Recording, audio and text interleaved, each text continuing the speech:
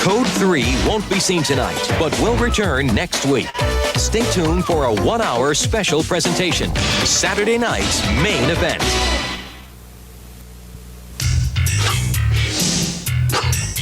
Nothing like a good workout, eh, boy? What's that you say, boy? You say the WWF wrestling special is about to begin? Ladies and gentlemen, the World Wrestling Federation presents Saturday night's main event. And now I, Al Bundy, am ready to meet the ultimate maniacs. Papa Shango, British Bulldog, and the mighty men of the WWF. On this, the greatest night of my life. Buck, old boy, get ready to rock. The World Wrestling Federation Saturday Night Main Event is brought to you by Mentos, the Fresh Maker.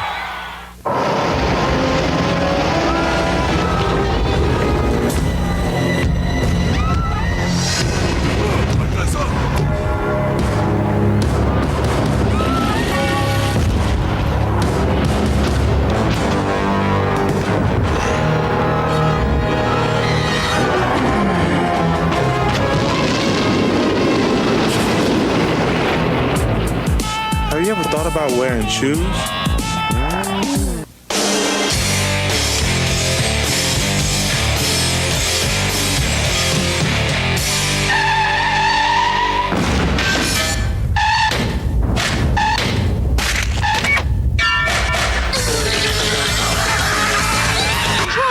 How could you let that happen? That wasn't too bad, kid. Pretend it's a game. More paste, thick, and chunky salsa. Here. This ain't paste, thick, and chunky salsa. Well, woo, doggies. Paste is made with big chunks of tomatoes, onions, and peppers. Perfect for dipping. By folks in San Antonio. Who know what salsa should taste like. Well, this stuff's made in New York City. New York City! Jake, it's time you switch brands. Pick up the thick and chunky one. Pick up the pace. Always comes out at night. He always wears black. They say he's a vampire. We'll get proof. Check the equipment. Only Freedom Zooms have Minolta's unique quad-element system for the sharpest pictures possible. He's coming! And when you don't want to get near the picture, Freedom 70C zooms the picture to you. He's not a vampire. He's an umpire.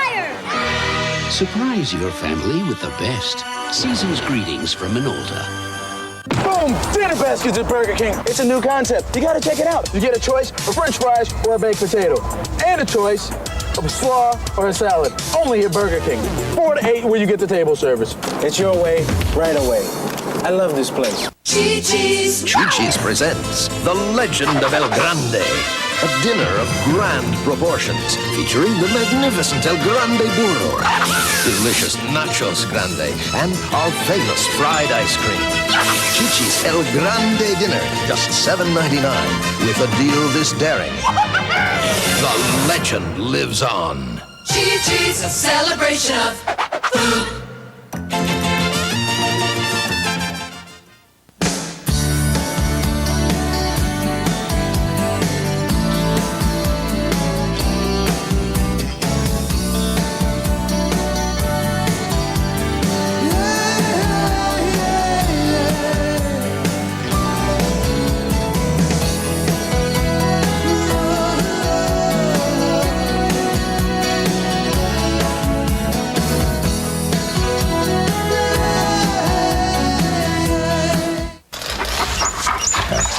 If you were colorblind and had an IQ less than 12, then you wouldn't care which portable you had. Of course, you wouldn't care if you drank from the toilet either.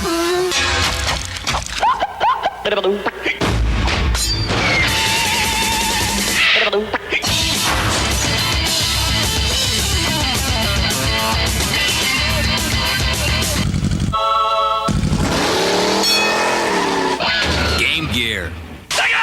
Go behind the scenes with Macaulay Culkin and get a sneak peek at the movie everyone's been waiting for.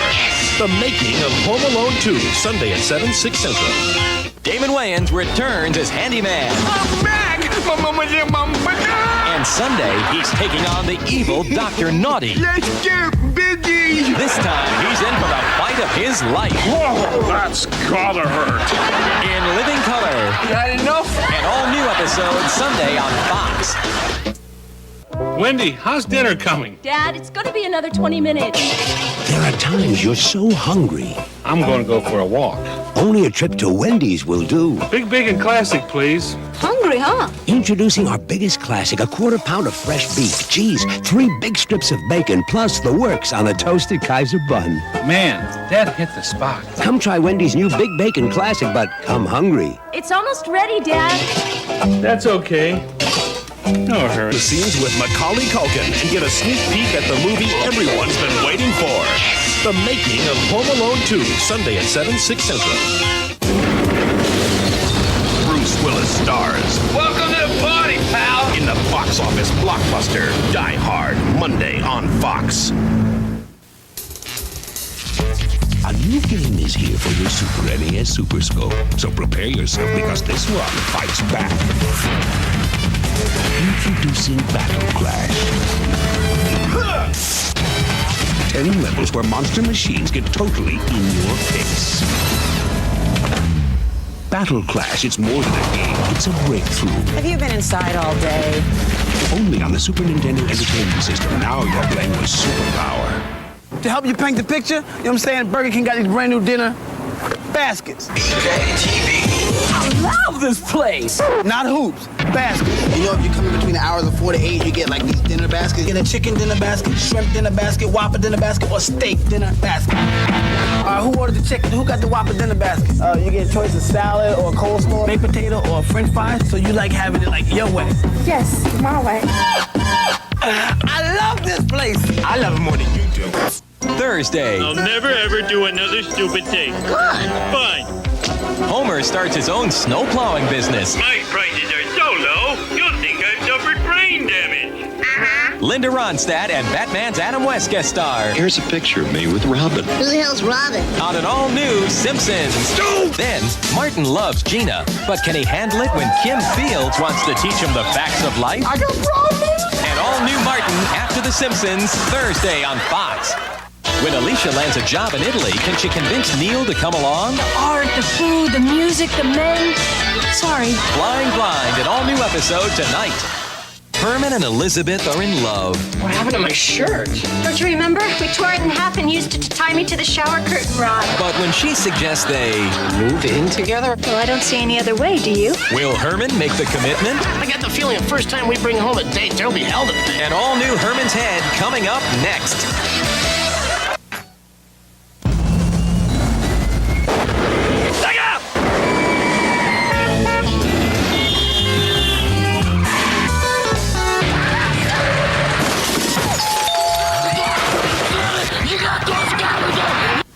Who wants Trident? I do. Want a whole new reason to chew it? The news is, Trident actually helps fight cavities when you chew it after meals. Who knew? Good for your teeth, great taste too. Trident, when you can't brush, chew. I do!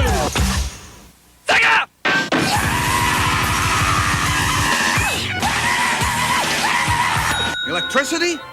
Careful there. Ha! Or it'll toast your eyeballs. Gladiator Arena, Los Angeles, California. Mike Adamle along with NFL Hall of Famer Larry Zonka as our road to the Grand Championship continues. Today, another first half semifinal. And we'll start things off in a big way with Breakthrough and Conquer, our first event. Our first contender is Annette McBride from Boise, Idaho, 28 years old. She works for the Bureau of Land Management. In Breakthrough and Conquer, she'll have to go against Sky and Storm. Storm will be inside the Conquer ring, and there's 6'3" of Sky hunkering down in Breakthrough. Contender ready! Chance for the contender to pick up a total of 10 points. Sky waiting too far back. She's got to close that gap.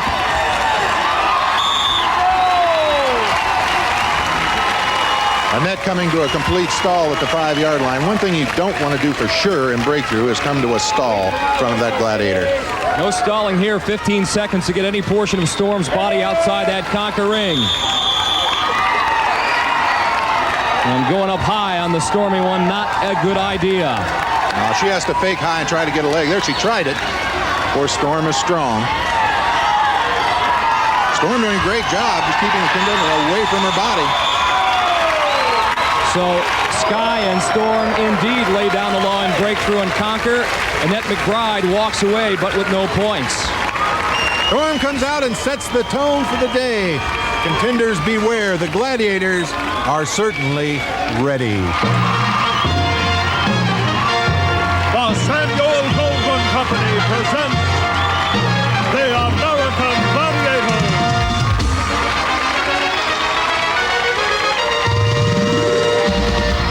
Zoom Fest 2025. Eat your Wheaties. Zoom Fest 2025 is here and is bigger and better than ever. Choose from 2 amazing packages: the Ballin' on a Budget package, 9 days, 8 nights with 3 nights in Bangkok and 5 nights in Pattaya. Or the Hangover package or Hangover Package Deluxe, 15 days, 14 nights through the Philippines, Vietnam, Bangkok, and Pattaya. We got you covered with the airline tickets in Southeast Asia, transfers to all hotels, 4- and 5-star accommodations, breakfast for you and guests, a private yacht party in Pattaya, and even custom-made suits. Plus, a 1-hour consultation with the Travel OG, and enjoy a guided tour with L Boogie. Packages start at just $72.99 before discount with $200 off for early bird. Reserve your spot now for just $500 down. And don't worry, if you change your mind within 7 days for any reason, cancel for a full refund, no questions asked. Want more details? Email us at zoomtothailand@gmail.com. Don't miss Zoom Fest 2025. You dig. You dig. What up, y'all? Y'all can see, man, I rock rough and stuff with the Afro Puffs. Sunid's mad at me, man. I'm supposed to go get my hair cut 3 times this week, man, but I've been working on this episode. One of my favorite topics, man. I've been wanting to do this for a long time, man. It's about the flight attendants. Say what's up to L Boogie. What up, Noodle? Tell everybody what's happening. Hey, baby, you gotta turn on the lights. They want to be able to see you, baby. Yeah. They want to be able to see you. Yeah, man, I know I look like I just woke up. I always look like I just woke up because I just woke up. You dig? What y'all think about the retro stuff, man? I love looking at them retros. And no, I wasn't in any of those retro commercials, but I like looking at stuff, man. It gives me a sense of a different time. You know what I mean? Where we wasn't like tripped out over like crazy stuff. Back then, the commercials I showing y'all, there was no such thing as like mass shootings and all of that stuff. They didn't have none of that back then that I can remember. You know, it was just normal. I really feel like, man, I feel sorry for the generation under us because they left with everything in shambles, man. There's no sense of normalcy.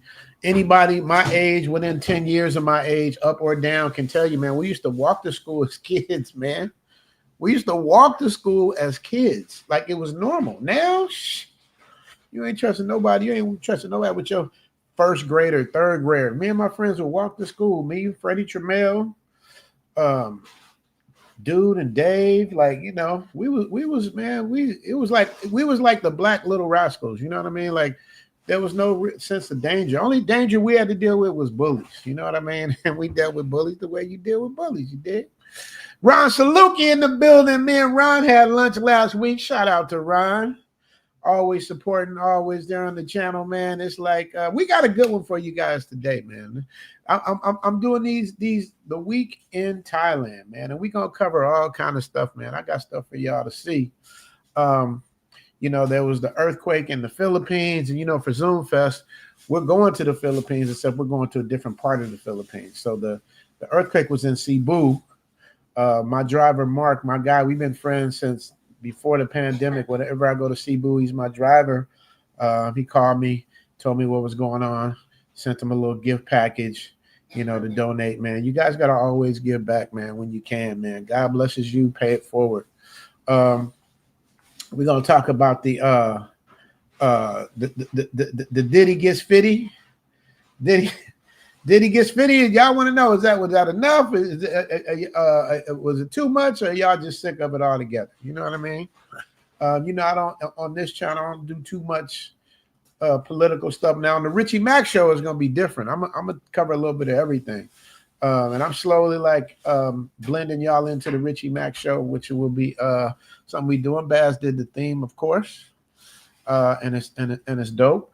I'm going to give you guys a preview of the episode coming up. So it'll be up tomorrow morning for you guys. I mean, no, tomorrow evening for you guys. It'll be tomorrow morning for me. So it'll be, I'm dropping it at like 6 a.m. or 7 a.m. tomorrow for me, which would be 8 p.m. in New York. So 8 p.m. New York, 7 p.m. Chicago, and 5 p.m. in LA. That's what it's going to be. Trying to get that together. But as y'all know, man, it takes me a long time to put these episodes together. I was telling Chocolate Man, and I was telling Keys too. Shout out to Keys. It literally, you guys, y'all talking about the editing. It literally takes me, I did the math, 4 hours per minute. 4 hours per minute of video you get. 4 hours per minute. That includes finding the right music, writing the script, doing the voiceover, editing, the emoji, and then I do a polish edit at the end to make sure everything is tight. Sometimes I get tired, I fall asleep. The music levels sometimes are too high. That's when you hear the music levels too high, you guys, that's when you know your boy just got burnt out. So it literally takes me 4 hours per minute. And this episode is like 20 minutes long. So I'm gonna give you guys a little teaser shot of this so you guys will know what we talk about, what you guys will know what my thing is. Let me see. Do I have it here? Can I pull it up? Let me see. Okay, let me see. For y'all. How y'all doing out there, by the way, you guys? You guys miss me this week? I miss y'all, man. I look forward to doing my streams. Leslie Lynch in the building, man. Leslie Lynch. Y'all don't know, man. Leslie Lynch, Jay Shar, E1970. I got people that's been rocking with me for years. It's like a big old family, yo. You know what I mean? Every week, week in and week out. Red Label. I mean, it's just love every week, man. We get so much love, man, and it's so fun doing this together. But let me give you guys a teaser of this week's episode, man. I don't know if y'all noticed, but I got a thing for like flight attendants, and I did an episode basically on flight attendants. See what y'all think. Flight attendants are not what they used to be, and this is not a U.S. flight attendant. But can you tell what nationality she is? She was all cute and bubbly, all natural, no. Wait a minute, wait. That's the TikTok size version. I got to give y'all the real deal, man. Y'all get to see the whole. That's why, man, I hate, man. I'll be honest, you guys, because I'm a filmmaker. I like the widescreen. I hate the vertical because you just get cheated. I don't get to show you guys everything. Everything gets chopped off. It just feels very amateur to me, but that's the way of the world, I guess. U.S. People like the amateur look, then I gotta give them the amateur look. You dig? Let's see if I can get it this way. Let me see. Shout out to D-May as well, my guy. All right, you guys. U.S. flight attendants are not what they used to be. And this is not a U.S. flight attendant. But can you tell what nationality she is? She was all cute and bubbly, all natural, no stems, no seeds. The kind of woman that'll make you forget where you're flying to. The accent alone did it for me. What do I have to say? First of all, what are you mixed with? I am Indian and Jamaican. Indian and Jamaican. Who's Indian? Mama. Who's Jamaican? My dad. Hey. But we're going to find out more about this biracial beauty later on the trip, where she gives the Travel OG an impromptu interview straight from the airplane. Also, I'm going to give you the top 10 most attractive flight attendants around the world 2025. But first, that's all y'all going to get. But be ready for that in less than 24 hours, man. I'm almost done. Got about 4 more hours to finish it.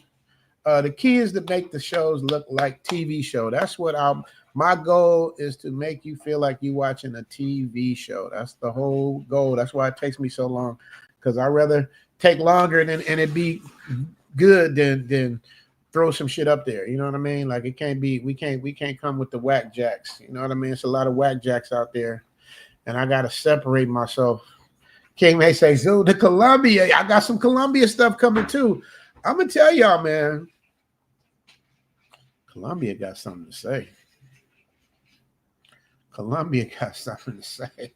Hey, I always underplayed Columbia because I've never been there. You know what I mean? So it's easy to downplay something when you ain't been there. There's a lot of y'all nerds be trying to downplay Thailand like y'all got it all figured out. Y'all know everything, man. It's you got to get boots on the ground to really understand what you're getting yourself into. You understand me? Medellin is Pattaya with ass. That's just the best way to say it. I hope I don't get demonetized for that. Matter of fact, they be on me, y'all. Y'all don't know. They be on me, bro. They be on me. I get jammed up every stream. And I know why, though, because, you know, I like to give y'all, when I get super chatted, I like to give rewards. You know what I mean? Like, you know how they do the what's his face? How, you know, you teach a animal something, or the dolphins, and you get a reward. You know what I mean? It's called instant gratification, man. And I'll be she said phone thought. Look at Thai Noodle. She got the clothes out there. She said phone huh? Who's that? Is that Brisket? Oh, Bear H. What up, Bear H? I'm about to read these super chats off real quick. And we gonna get into it, man. We got a lot to cover today, you guys, on this one. We got LadyBoy Gangstas now, man. LadyBoy is literally jacking mainly Indian people and a few Russians right on Beach Road, man. They from what I understand, because, you know, I don't, you know, but from what I understand, when you walking down Beach Road at night, they'll surround you and, oh, we love you, we love you, we love you, and they slowly like jacking you for chains and necklaces and watches. And by the time you get back to your hotel, you be like, what the hell? So I'm gonna talk to y'all about that too, man. I got some new super chats for y'all. Let me see. All right, let me read this. Let me read up these. Y'all know who came in first with the first super chat as usual. It's Mr. E1976, man.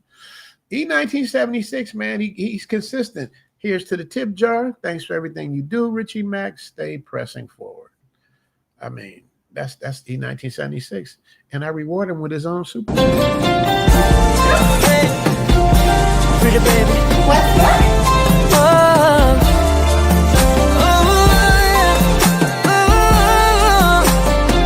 All right, listen. Mr. E1976, always stepping to the door first.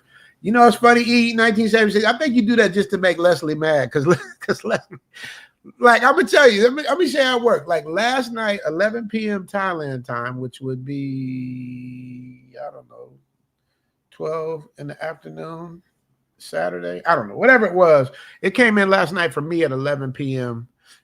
And then Leslie came in at 3:35 a.m. E1976 always beats Les, man. But, you know, and then Leslie, let me tell y'all, man. First of all, don't spell his name wrong, because you're going to get cussed out. Second of all, Leslie, like, he takes it personal. If I don't, like, put up the I'll make him his own super chats, because he's just Leslie. You know what I mean? He's the godfather of the Zoom tribe. I gotta put him on, but Les gets mad. Les, I haven't had a chance, bro. I'm doing these. That's why I made you your own super chat. So that way, if I can't find it, or if I'm doing, you got your own personal super chat, bro.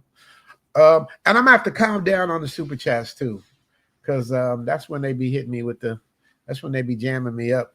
So I'm trying to make it where I can keep everybody happy, but at the same time, I don't get demonetized, because I want to, you know.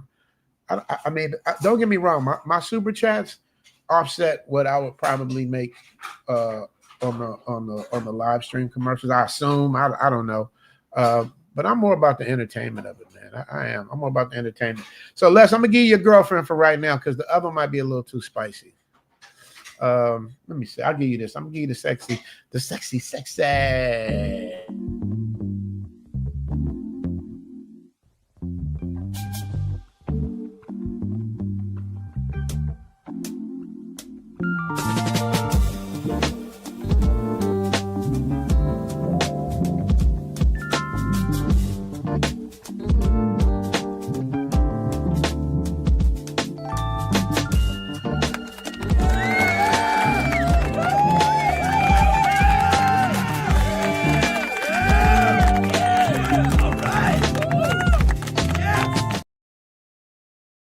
Shout out to my man Leslie Lynch. Love you, bro. Even Jay Shar done came through. James Shar with the $5 holler. Oh, shit. It's the Richie Mac Show. What up, Big Mac? What up, Jay Shar? Jay Shar put a picture up on this thing now. Uh-oh. He coming out of his shell, y'all. Jay Shar coming out of his shell. Watch out. Now, Jay Shar is one of, like, particular ones on my Patreon. I got, like, a couple dudes that's like, I'll put up some baddies. Like, what I do is, just so you guys know, for the Patreon members eat first. Like, for instance, like the flight attendant girl that you guys saw, the half Jamaican, half Indian, which is a cold mix. She's half Jamaican, half Indian with an English accent. I mean, I don't know about y'all, but I love the exoticness of that. But Jay Shar super picky, James Bond super picky. I gotta do it. We like family in the Patreon too, because I'll put up stuff. Like last week, like I think it was a couple days ago on Patreon, I put up Smash or Pass, and then I'll show something from my past, and then I ask my guys in the Patreon, you know, would you smash or pass? You know what I mean? And I have excellent taste, but Jay Shar not impressed. You know, Jay Shar, like this, the woman got to be like 5'1", 90 pounds. Like he likes some real, you know, she like the slim goodies, and you know us brothers, we like them thick. So let me get this to Jay. I know what he like. I'll give him a slim Thai Diddy. You know?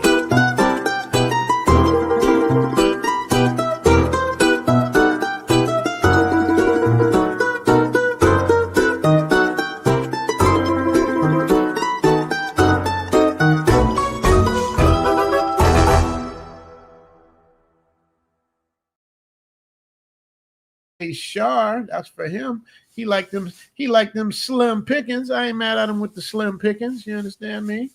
Shout out to Bear H. Love the intro. Appreciate you, Bear. Bear gave me the $2 holler. Where's my $2 holler at? I got the shorties for the $2 holler. Where y'all at, shorty? Where y'all at, shorty? Where my shorties at? Where my shorties at? I don't see my shorties. I'll give you, but I will give you. Y'all talking about Zoom to Colombia? This is what it's like in Colombia. This was live. Like this was no makeup studio shit. This was real stuff. I'm like literally saying hello and watch how she's going. So bad. Ven acá. ¿Cuál es su nombre? María. María. Mucho gusto, María. Qué linda.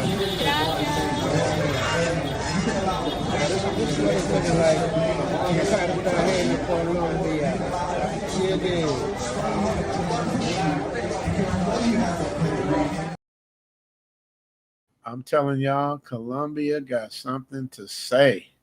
Shout out to Bear. Appreciate you, Bear, for that $2 holla.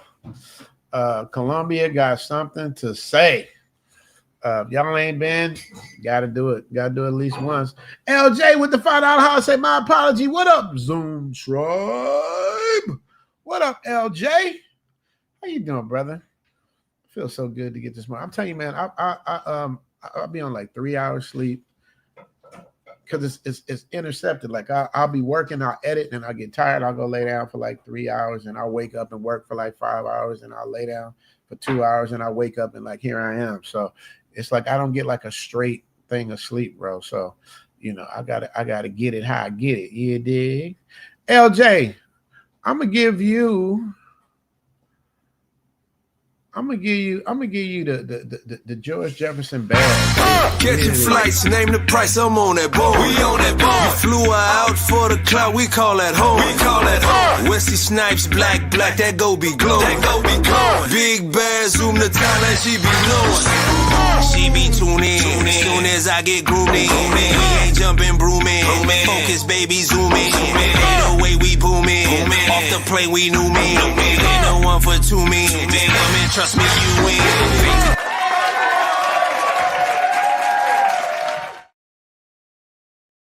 And on the Cash App side, I gotta say what's up to my man Andrew F. Andrew F. I call him the king of the B-sides because, man, he be sending. He's the DJ too, like me. So he'll send me stuff. Like usually when I do my little phone DJ battles, so you can send the coldest songs, I mop everybody up because I can go all different levels. I don't just listen to like R&B or hip hop. I listen to everything.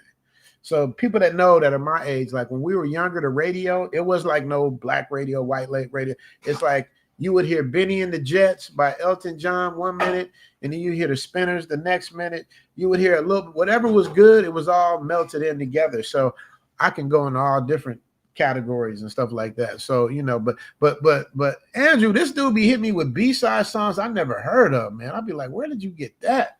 I never heard of it, man. But that's him. So BJ, you're gonna get the new Colombian. You're gonna get the Colombian. No, I'm sorry, not LJ. Andrew. I already gave LJ his. Hold on.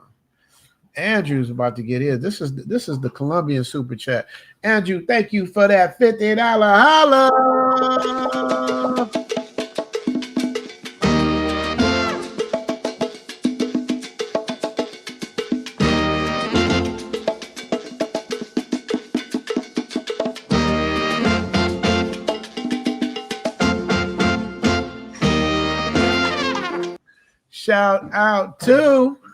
Shout out to Andrew F, my guy. Appreciate you so much, man. Thank you so much. People like you guys understand when I say family. It's like I'll literally be editing, tired, working, and I'll look at my phone and be like, boom, you just got a super chat. Or they're watching an episode, you got a super thanks. Y'all don't know how much that means to me, man, because y'all know I don't really be asking like that. I just hope y'all appreciate the work. And y'all, you know, give from your heart or whatever it is. You know what I mean? That's what keeps this channel going and keeps me going. So, you know, when I get these, man, I'm just like blown away, man. And it doesn't stop, man. The blessings keep coming. I praise God. And shout out to Bernard Wright. Bernard Wright with the $5 hunter. But Andrew F, man, let's battle right, man. Don't be sending me B-side songs I never heard of, man. I can't connect. I need a song that I know. I need something that I know that I can go. But no, I'm gonna give you Miss Cambodia, even though Leslie gonna say that's his woman and he had her first, but she's still bad. Chad Ochocinco, shout out to him too.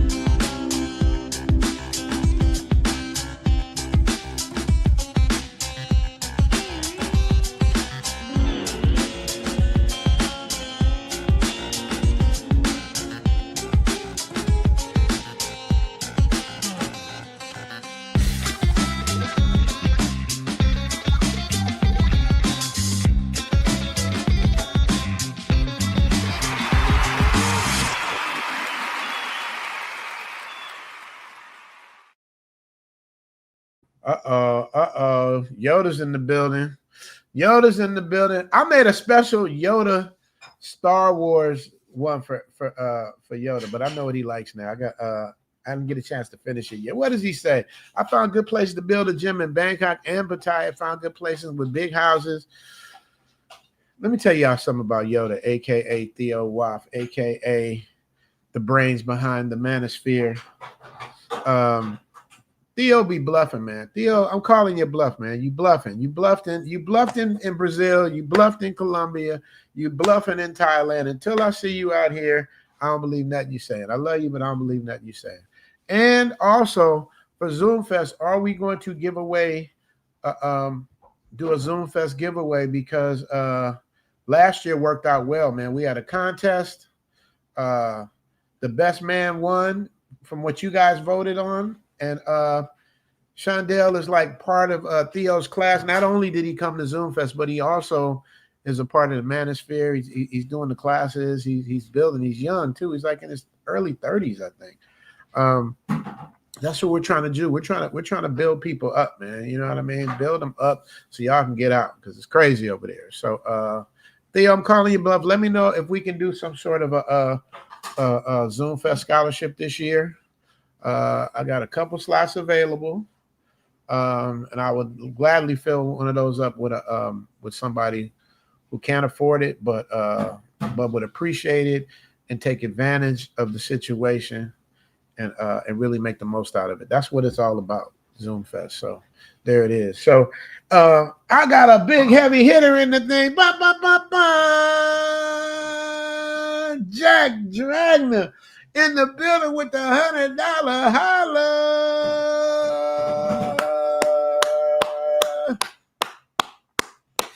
Man. See, y'all, even though YouTube takes 30% of this, the fact that he dropped that bag like that, and I haven't seen Jack as often as I used to, and I love you, Jack. I appreciate you, bro. Always coming to support. L, you got to come tell Jack no question, no love, just the pure love of the game. I understand, but you got to stop what you're doing. He just dropped $100. What's that? 3,000 baht. He just gave us 3,000 baht. You know what I do. I put it back in the kitty, you dig? Babe, you got to come tell him no question, no comment, just a pure love of the game. No question, no comment, just a pure love at the game. Hey, L, do him a favor. Tell him to save himself. Save yourself, back man. Hey, I mean, it's just a lot of back men trying to save themselves out there now because they're everywhere. But shout out to Jack Dragner, today's sponsor, you dig? Richie Mac Zoom Fest. Welcome to the land where they all smile. Suwadi Kai, more fun than a law allow. Your vacation turned into a staycation. PS5 Thailand, that's the PlayStation. Y'all used to talk that ish. Richie Mac, Zoom to Thailand is the thanks I get. Positive, coming by the thousand. Once they come to visit, see it's hard to come up out of it. Yeah! Yes!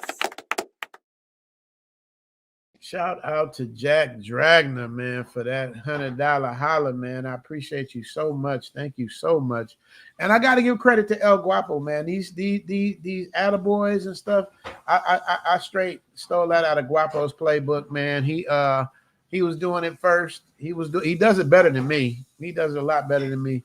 But I'm just doing my little knockoff version of what El Guapo does. Shout out to him. I ain't talking to Guapo.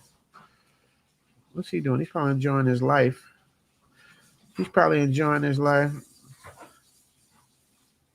Uh-oh.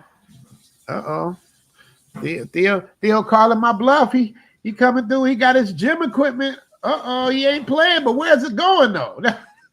That's the thing. Because Theo got the money to go eeny, meeny, miny, mo, catch a tiger by the toe. If he holler, let him go eeny, meeny, miny, mo. And, then he might do it. We're going to see, man. But he's serious about his gym. He says he's going to do something. He usually doesn't, man. Shout out to Theo. Shout out to Jack Dragner. You don't know how much I appreciate you, brother. Thank you so much for that $100 piece. That $100 piece for the Mac and the Zoom tribe. Man. What I'll go from there. Okay, I guess we got to get into it now. I got $100. Shout out to Deshaun. I see you, Deshaun. I'm gonna cook a little bit because after I get $100, it's time to like start talking about what we talking about. Look at what Jay Shay said. See what Jay Shay said? Look, she all right. I tell you, man, this dude, there's no pleasing him, bro. Scotty, he's back.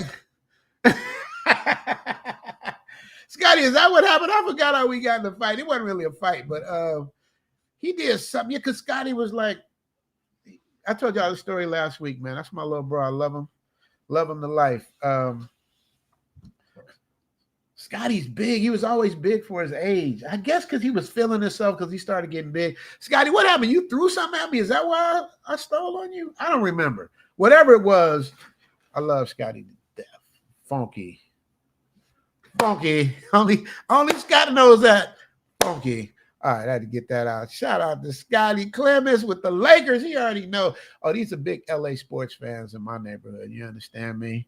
My guy played golf with Hal. He's in Sacramento. See, this is the difference. I'm going to let y'all know something. For y'all that don't know the LA and the Bay, even though we are California, the Bay has a hatred for LA.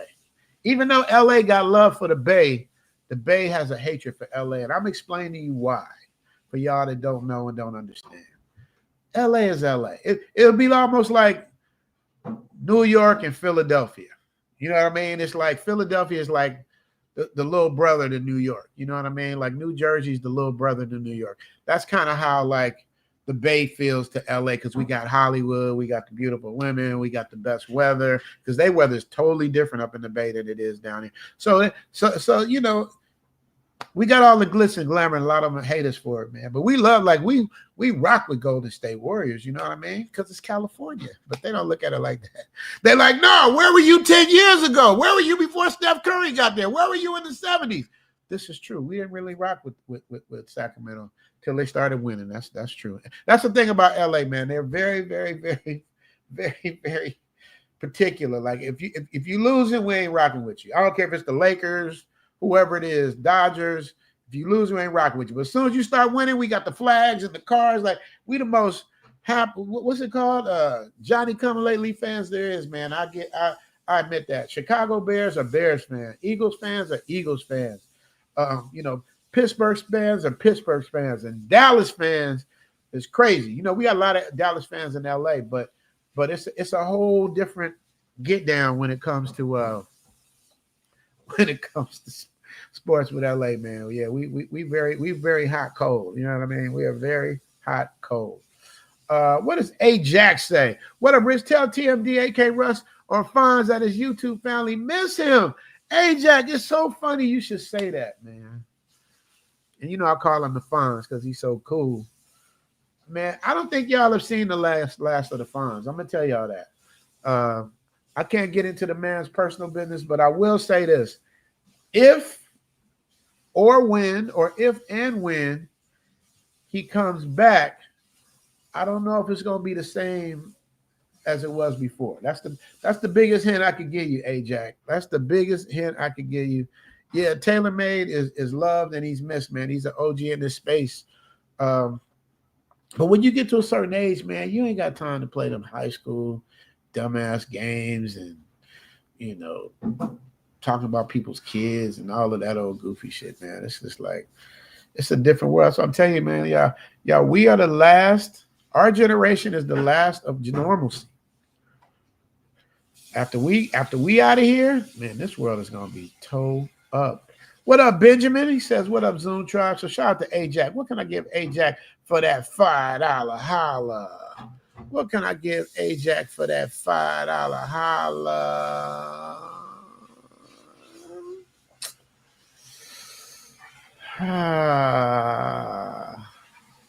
Bad boys go to bed. No money, no honey. Good boy goes to heaven. Bad boy goes to Bangkok.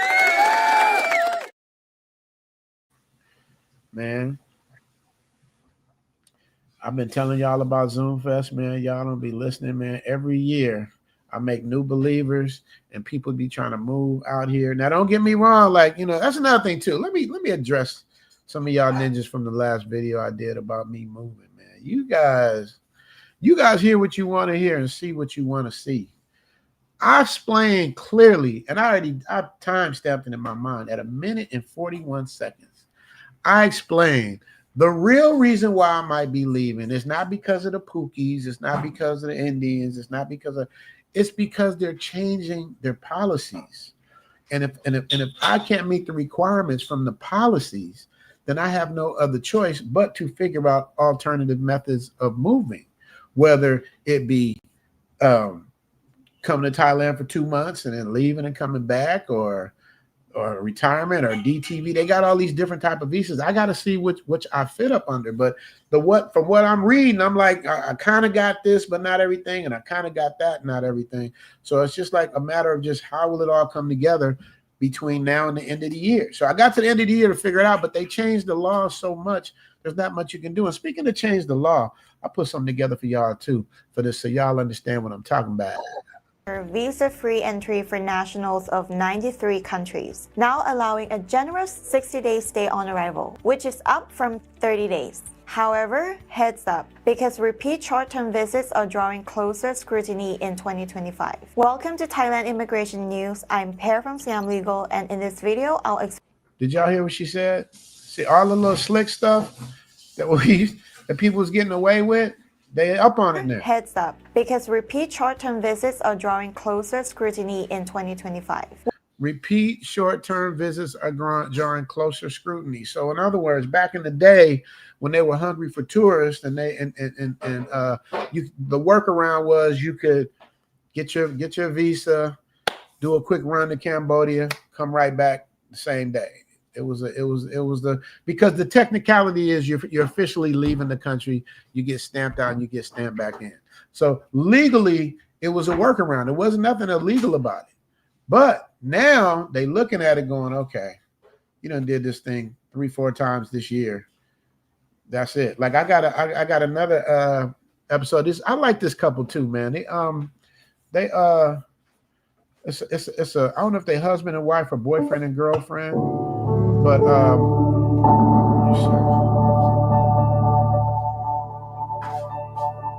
they see, my computer's still going. They ain't supposed to do that. I pressed stop 5 minutes ago. So I gotta wait for it to play out. All right, thank you. Damn. They're a couple, man, and they did their thing. They didn't even do a turnaround. They left to Malaysia and I can't think of their name. They left to Malaysia and came back, and they wouldn't let them in. And it wasn't because they're black, because we love to use that one. Oh, it's racist. You know what's funny about that, man? Whenever people don't agree with the fuck shit, it's racist. You know what I mean? They just don't want to deal with the F shit, man. It just is what it is. But back to what I was saying about this thing, that leaving and coming back, they up on it, and it's at their discretion if they want to let you in or not. And just by looking at you, they were asking them for bank records. Like they want to know if you coming to spend money, or you coming to try to take from the culture. And they don't like that shit, man. You know what I mean? It's like, it's bad enough you getting rates of 1/3 of what it is at home, but then you want to sponge off of us? They like, nah, we cool on that. So anyway, I'll let her finish. Continue. Welcome to Thailand Immigration News. I'm Per from Siam Legal, and in this video, I'll explain exactly what's changed and what you can do to avoid problems at the border. So, what are the key updates to Thailand's visa-free entry? First, your stay is now increased to 60 days on arrival, and you even have the option to extend it once for another 30 days at the immigration office. Next, a mandatory Thailand Digital Arrival Card, or TDAC, was introduced on May 1st, 2025, which logs every single entry and exit to track. Hold up, we got to go back and hear what she said, man, because we got to be clear on what they're saying. This is what's changed, and because the laws changed so much that you can innocently make an innocent mistake and pay for it. Like me, like when I got back from Colombia.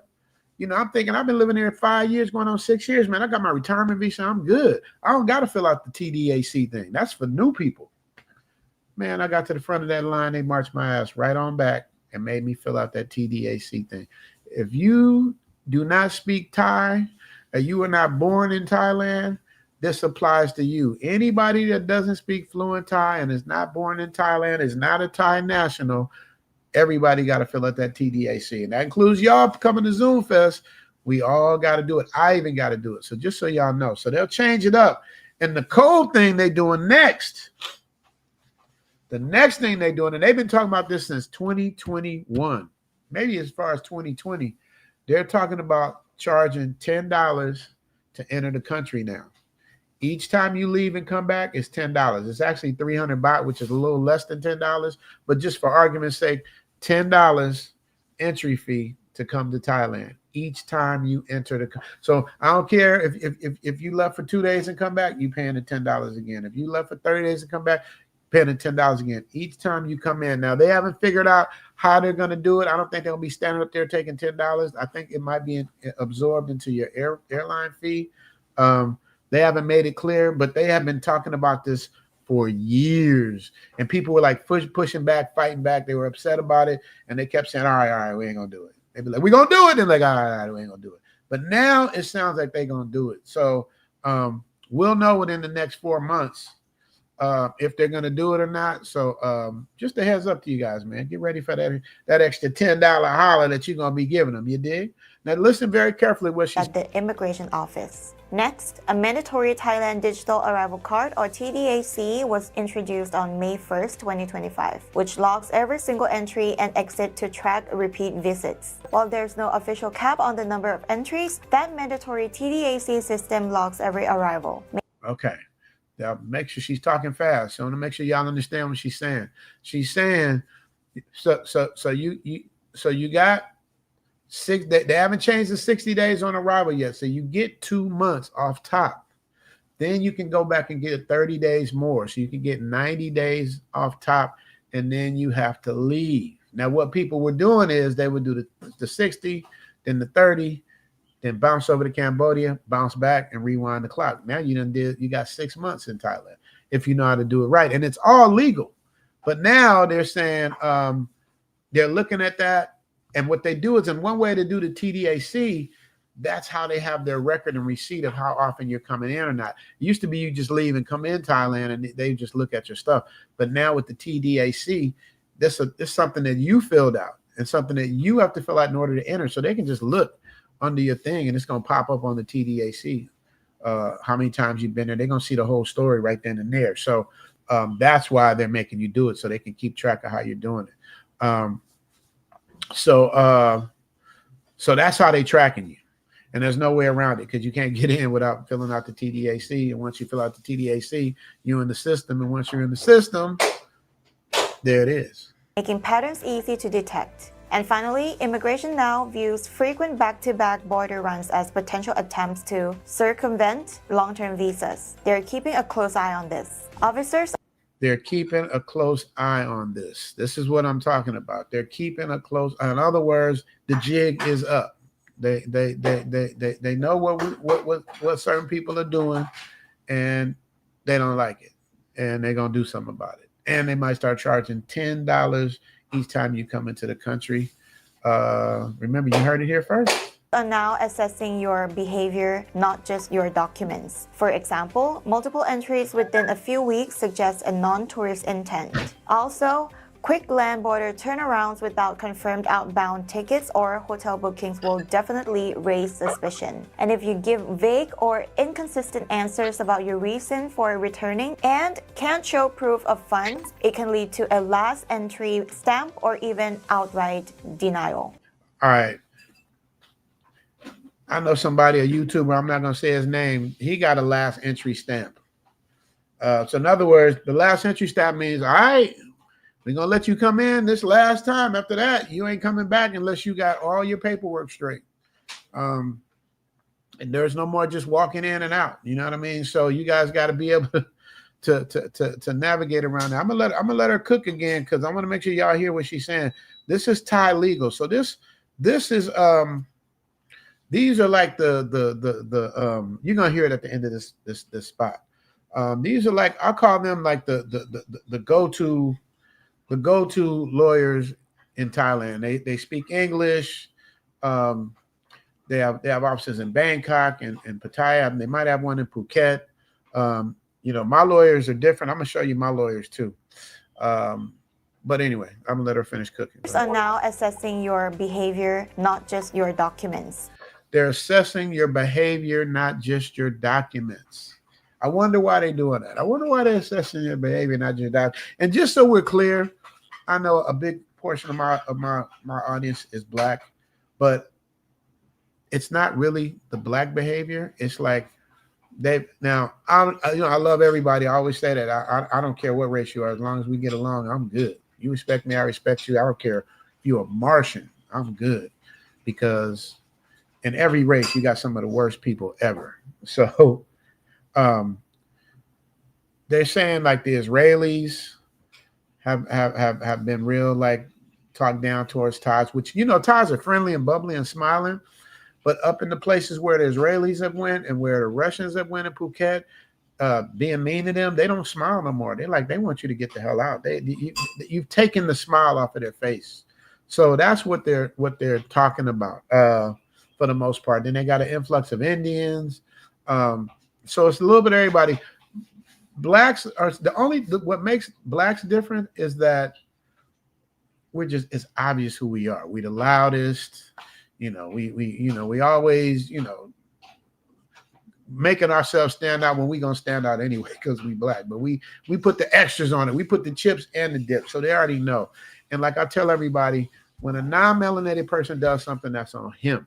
But when a melanated person does something, that's on the whole group. So that's what makes it so hard to deal. It's hard to ignore, And then in the last episode, people saying it's your fault. It's your fault. It's your fault. I'm like, I'm the only person with a camera and a YouTube channel. It's my fault. Yeah, it's your fault. I mean, it's just diabolical that, if anybody's been watching my channel for the last, 4 or 5 years, I don't never endorse any kind of pookie behavior. In fact, I'm always the one talking against it and warning people not to do it. Now they're going to say, well, you got into a situation. Yeah, I got into a situation. I had somebody that was doing some goofy stuff that kept trying to, push an issue where it's like, where I'm from, you got to handle it one way or the other. Like there's no way around it. You know what I mean? Like me, I invited the person, let's go back to the States. Let's come to LA, get it, talk like men. Let's not do it here. And the person,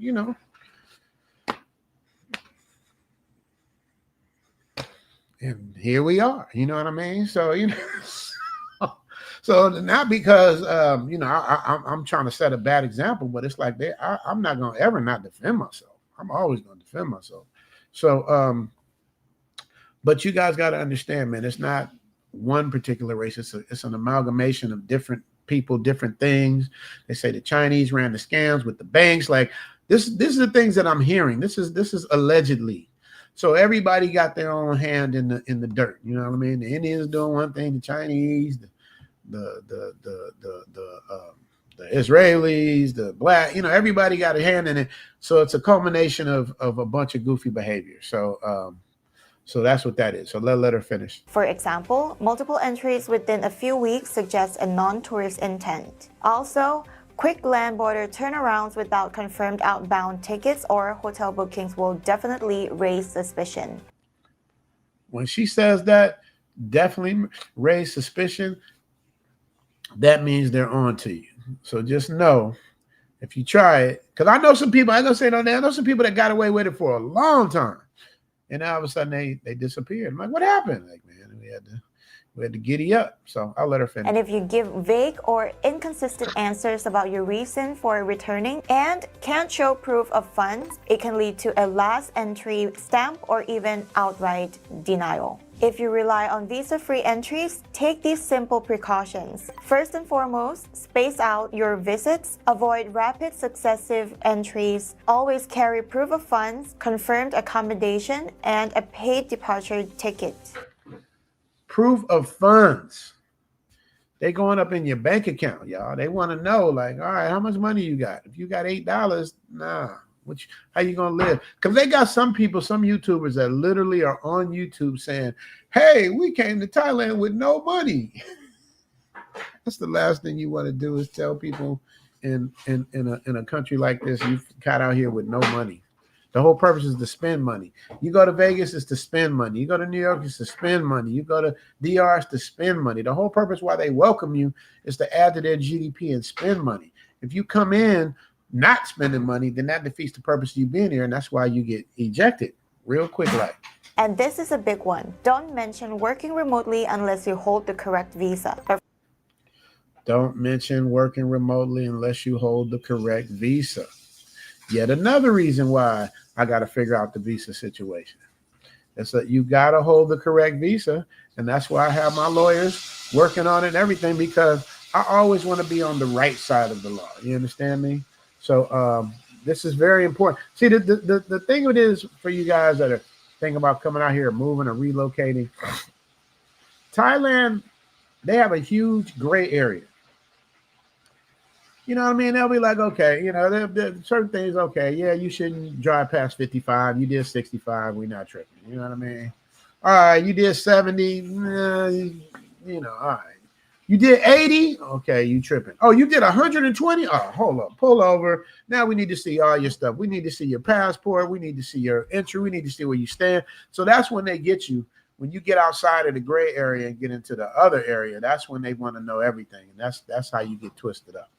For those of you who need frequent or long stays, it's best to apply in advance for the right visa, such as the Destination Thailand Visa or DTV, the Long-Term Resident Visa or LTR, the Retirement Visa, and the Thailand Elite Visa. All right, so those things right there, those are the ones, the DTV, Destination Thailand Visa, the LTR, Long-Term Resident Visa, the regular Retirement Visa, and the Thailand Elite Visa. Now, if you got paper, the Thailand Elite Visa is the where to go. That's the one I did the episode about 80,000. If you're making 80,000 on retirement, a lot of people, that's not a lot of money, but to some people, that's a fortune. So it just depends. But that's what Thailand is depending on. They want people that are spending money. They want people that are going to add to the economy, not people that's just going to come here and try to knock down all their women and then leave. You know what I mean? It's like, that's not what this is for, man. They're welcoming people. So you got to play within the rules of the sandbag. So those are the out, because people write me all the time. And I'm going to tell y'all too, man. I love y'all, but I'm going to tell y'all, man, I am not the Wizard of Oz. Y'all think I'm the Wizard of Oz. Hey, I got a visa problem. Can you help me? It's like, dude, I'm trying to figure it out. You know what I mean? It's like I don't work for the Thai government or anything like that. All I can do is point you guys to the right people and show you what it is. Like Chocolate Man, like he might know all the technical stuff, but me, I'm gonna tell you guys to check with the with Thai immigration so you get it straight from the horse's mouth, because it changes all the time. So you just got to be up on it. I could give you 2 weeks ago information, and now something just changed next week. So you got to stay up on it, man. You have to stay up on it. Visa-free entry is a great perk, but it's just not designed for long-term stays. If you're planning to return often or settle here, Siam Legal can guide you through selecting and securing the proper visa, ensuring seamless border crossings every single time. Siam Legal is the go-to lawyers if you can afford a top-tier lawyer. However, my lawyers at Anglo Siam Legal not only are easy on the eyes, but will get the job done. They handle all aspects of Thai law. Attendees of Zoom Fest will be able to meet them live and have a free consultation in person at Zoom Fest. Limited seats are available. Hit me up, zoomtothailand@gmail.com. Anglo Siam Legal, you get what you pay for. Clear advice which you can understand from day one. A clear way forward that you can look upon, take instructions upon, and decide upon.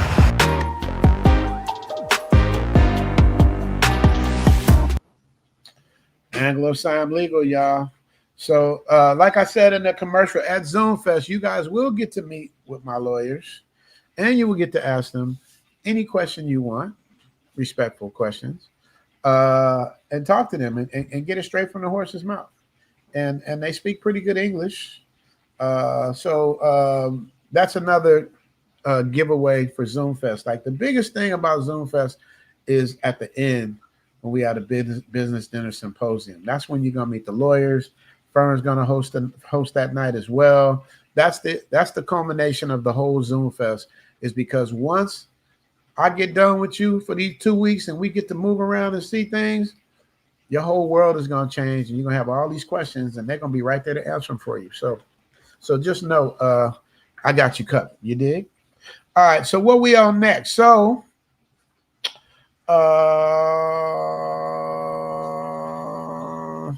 Kevin Crawford wrote that in caps. Did you hear what he said? Stop sending super chats. Start sending cash out. YouTube take 30% of the YouTube conference, and we want Richard to get 100%. Man, I appreciate you. But you know what though, Kevin? You're right. But on the other side of that is, some people, man, you know, they like to get their props and see their name. I used to do it with lead attorney. I was sending money, $20, $50, because number one, I knew there was a lot of people watching. I had a strategy to this, you guys. You guys got to have a strategy for this YouTube game. So I'd have a shout out to Lead too. I sent him a message this morning. He might even be watching. Lead, are you watching? Let me know if you're watching. Shout out to Stuart Washington with the $5 holla. Hey, I guess it worked, Kevin Crawford, because Stuart sent some. Kevin Crawford with the $5 holla. Appreciate you. Julian with the $5. Look at they coming in. I guess you were right, bro. Julian say pizza and beer for 15. Hey. Yeah, man. Cash App does help because it goes directly there, and and I use the Cash App money to take L to dinner usually.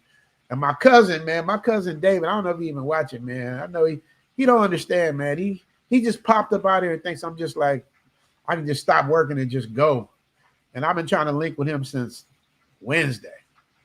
And now it's Sunday out here in Thailand. So hopefully we're going to get to go to dinner tonight, man. But I've been working on this episode. You see, dude, my afro is, that's how you know I ain't been nowhere, man. My afro is, I'm about to be Michael Jackson style in a minute. It's crazy. I can still grow my shit. Hey, man, y'all see it? It's filling in, man. I put this little grease I saw on what's the name? Some little grease I saw on a TikTok commercial or whatever. And I got some, and I guess it does work, man. Maybe it's just because my hair growing, but it definitely looked like it's filling in. So I'll take it. I know people that lost their shit in high school. So, I'm still holding on. We holding on. Let me see where we at, man. We gonna get to Tell us Blade with the $10 holla. What does he say? Much love to you in the Zoom tribe. I'll be back next year. I like Chiang Mai as my hangout spot. Tell us, just remember, thank you for the $10 holla, brother. But just remember, you got to go to Chiang Mai in the right time of the year, man. Because when you go to Chiang Mai and when they burn it, when the fire burns. Noodle, when's the fire burning? Huh? When did they burn the fire in Chiang Mai? Cold season. Cold season, when is that? Do you know when that is? Look like maybe not now, maybe New Year, right? New Year, okay. So just make sure when you get there, because they burn fire. I don't know why they do it like that. That's a good question. I need to find out why they burn the fire, man. But let me give 10 for that $10 holla. For the $10 holla. Noodle finna eat. She said she getting cow. She said she Hugh cow mak man said she real hungry. She hungry. What can I give Tell us for that $10 holla? I like this girl. But you guys let me know about the super chat because I make new ones and I get rid of the old ones. And if you guys put a 0, I'm getting rid of it. If you put a 1, I'm keeping them. So this one right here, let me know what y'all think. She's been around for a while.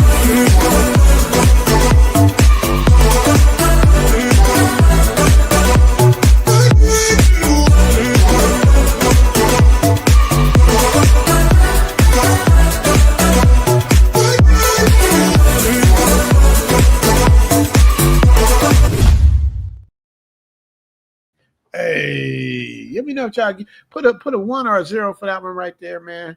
I like her energy, you know what I mean? So shout out to you. Tell us for that $10 holla, man. I will see you on the other side, you dig? Time to retire, say 1580 K-Day. See, time to retire. We like the same age. We both raised in LA. Even though Tom Retired don't like me to say it, but he had a more well-to-do family than I did. So, he had that Huxtable life. I had that good times life. You know what I mean? Time to retire. Don't front. Unless you can say you had powdered milk. I don't want to hear it. Nigga, I used to have to drink powdered milk, and that is the nastiest. I'd rather have water than powdered milk. Oh, Mom's was doing the best she could, but powdered milk. Ooh. But 1580 K-Day, you guys, was the OG. 1580 K-Day has asked anybody from the East Coast. Run DMC. 1580 K-Day is what helped blow hip-hop up in New York. Because LA, we was the first to embrace East Coast music, like hip-hop, like Rapper's Delight, all that. Y'all don't know. But 1580 K-Day was like, that was our... What would that be equivalent to? Time to retire. What would that be equivalent to now? I'm gonna bring it up. So 58K was like 106 in part for us for the radio, right? And then I don't know what it would be compared to after 106 in part. What would 1580K be now? I don't know, man. Y'all don't have what we have, man. It's different. But whatever it is, yes, 1580 was the shit. Leslie's writing me in caps. Richie Mac Icefit hit you up and says hello. Thank you, Russ. Les, I put her up when she did it. I don't know if she's still here or not. But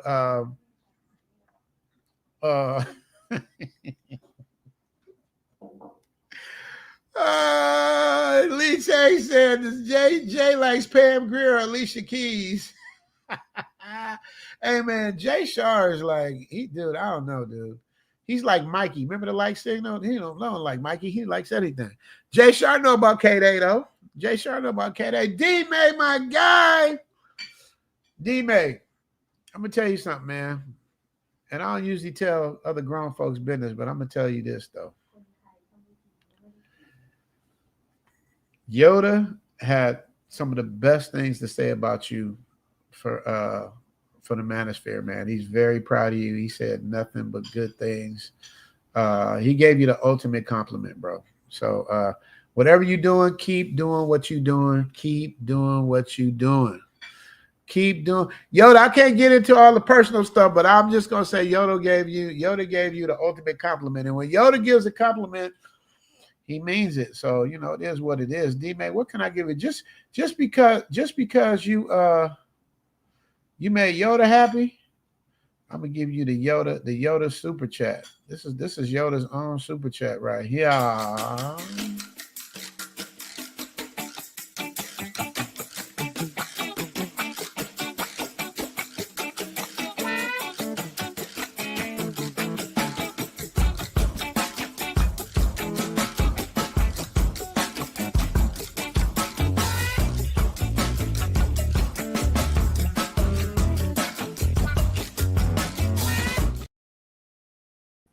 Shout out to D May and Theo Waff in the building. And I gotta give a shout. I gotta give a special one to my guys that hit me up on Cash App. Julian with the $15 holler, Stuart with the $5 holler, Kevin Carver with the $5 holler, and Bernard with the $5 holler.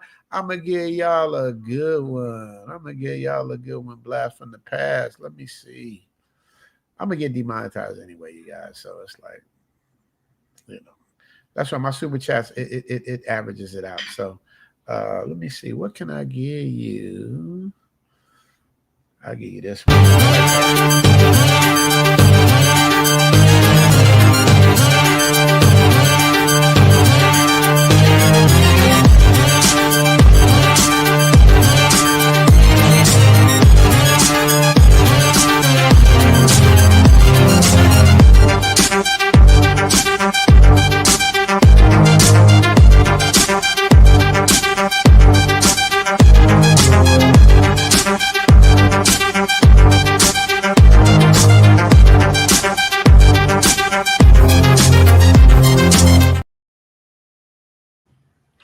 Hey, let me see. Shout out to my guys on the Cash App, man. Like Angry Man said, hit the Cash App and support the show. I got to get Angry Man to do that drop for me. I need him to say, hit the Cash App and support the show. Ethan Cook with the $5 holler, Noodle. No question, no comment. Just a pure love of the game, Noodle. Oh, she talking Thai talk. She like she getting. Hey, she getting better. She getting better at that too. You understand me? Shout out to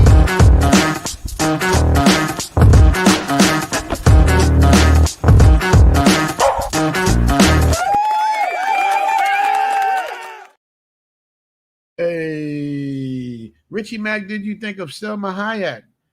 What happened to Selma Hayek? Please don't tell me she went to the pearly gates. Leslie, I don't know what that means. What happened to Selma Hayek? Hey, y'all got to stop doing this too, man. Y'all, when y'all send me a message, man, complete a sentence so I'll know what's going on. I have no. She bought her son for a haircut.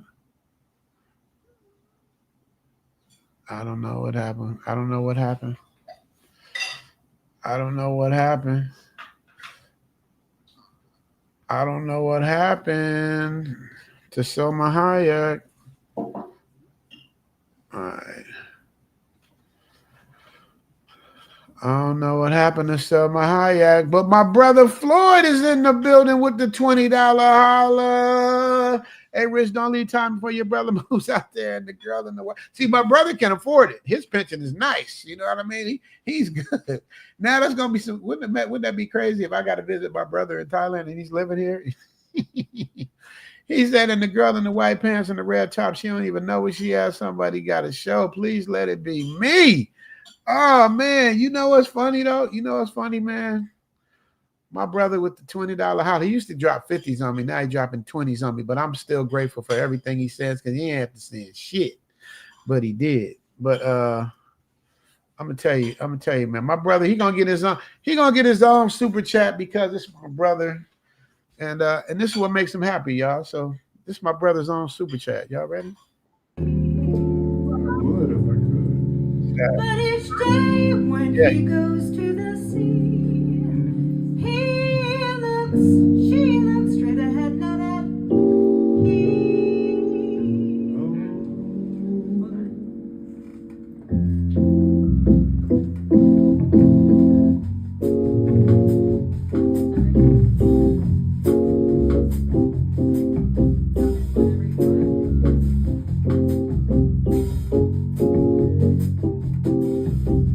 Tall and tan and young and lovely, the girl from Ipanema goes walking, and when she passes, each one she passes goes,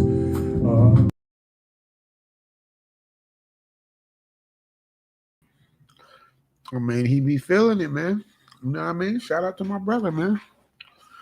He's on that girl in Ipanema. The nigga ain't never been to Brazil, but he's definitely with the girls from Ipanema. That's my brother, man. Shout out to my brother, man. Show him some love, man. That would be crazy if my brother lived out here and I had to live. That would be insane. Shout out to my brother Floyd. He'll be here soon. Soon enough. Hey, Floyd, guess who's out here, man? David Moten, Casey and Gene's son. These are cousins. He only he'll know who I'm talking about. But he's out here, man, and he been out here for like 4 days. But you can probably tell him better than me, Floyd, because people come out here and think I'll just be not caring or not paying attention that they're here, but I really be working, bro. This is how I keep the lights on. The lights on. And let me tell y'all something about Thailand, so y'all know. They say everything is so cheap. Everything but the electric bill. My electric bill, just the electric bill alone is $300 a month. Some people have rent for $300 a month. The electric bill is $300 a month. What you laughing about? You already know, huh, Noodle? Tell him, Noodle, how many baht? 10,000. 10,000 baht. That's $300 Every month. every month. You don't understand. You turn everything. No, I don't turn everything. I had the AC on in here and the AC on in your room. How about? I don't have the AC on everywhere. No. I say everything electric. You know, I'm cooking. You know. Yeah, that's what I'm saying. But when you said, I thought you meant I turn on everything. I see what you're saying. Right. Yeah, that's her Thai English. You understand me? See, what is this? Butcher Dylan say, hey Richie, what up, Butch? What does Antoine Hook say? How much money Thailand made last year off tourists? I have no idea. It's a great question. That's a great question. But the real question is, did the tourists get their money's worth, or more than what they could have ever imagined? That's my thing. Wait a minute, I miss my boy. Wait a minute, I miss my boy. Sent me a $5 holler. Wait a minute, I forgot. Let me catch it back. Where is he at? Deshaun. I'm sorry, Deshaun. Deshaun said, gang, we in this thing. Where's my meetings at? Let me tell you something. This dude right here is so about his business that he did a consultation just so we could get in business together. That's what it felt like. Deshaun Davis is if y'all serious about like investments and all of that stuff. I told Time to Retire about you, Deshaun, but I don't think he needs as much as like what y'all be trying to like go get. So I told him the type of numbers y'all be wanting, and he was like, he's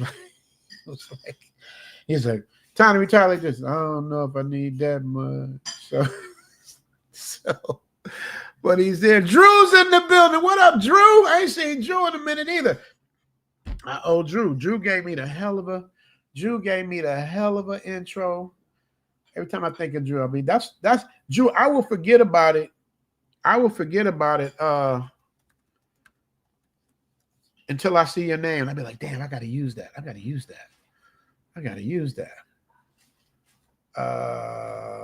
Where is it at? Here it is, right here. This is let me see. Drew gave me this, man. I don't know if they're gonna hit me for a copyright for this, but I'm gonna show you what Drew gave me.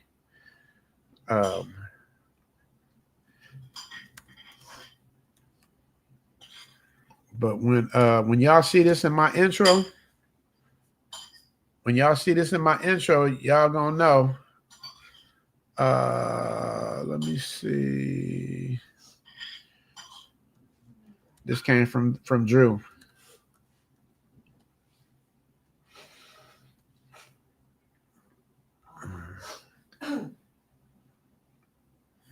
This came from Drew, y'all. This is gonna be in the Zoom. Understand, man. Rest in peace, Jim Kelly. Jim Kelly had the coldest afro. He's like, Jim Kelly. Now, of course, my intro is not gonna be this long, but that led up to this scene. This is the scene that and got off with the police car. See, that's back in the day when we used to stick it to the man. You know what I mean? That's when, like, see, that's the kind of black power stuff like I like, you know what I mean? Today, everybody, yeah, racist, this, that, that's the white man. Man, I don't hear none of that shit. They was going through it back then in the 70s, and they had to stand up for theirs. And that was like those kind of scenes, like black people in the theaters would be, I was too young to be in the theaters, but they would be clapping and cheering, man, because that was our only get back was getting it in the movies. You know what I mean? So shout out to Drew. Shout out to Jim Kelly, man. Rest in peace. Jim Kelly was a legend. So back to Deshaun. I owe Deshaun a meme, but Deshaun, I swear to you, man, I'm still working on this episode, bro. Still working on this episode. But we're going to set that meeting up with Rob hopefully this week coming up, man, because we gotta get it. So Deshaun, what I'm gonna give Deshaun? What I'm gonna give Deshaun real quick? I see Jay Fleming's in the building. I gotta give him his props. What I'm gonna give Deshaun? Deshaun be about his paper though. I don't really have no paper, no paper ones, but I do have.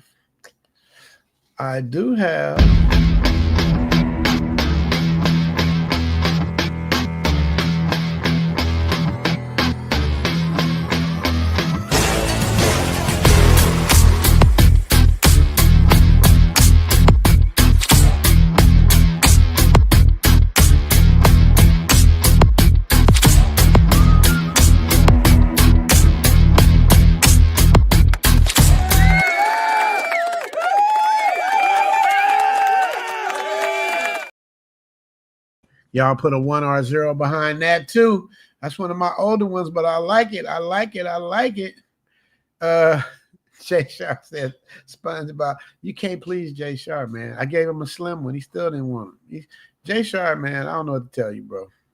Oh, wait, Tellus gave me 2 back-to-back $10 hollers. Hold on.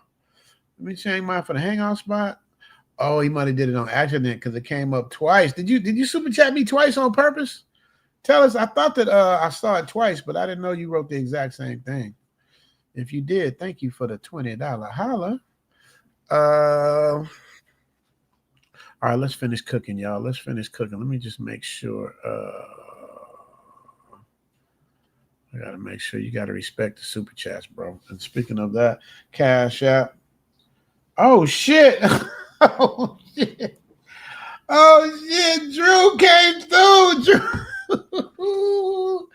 Drew came through as the co-sponsor, I guess because of the Jim Kelly. Drew, you know I didn't forget about you, bro. Man, let me tell you something.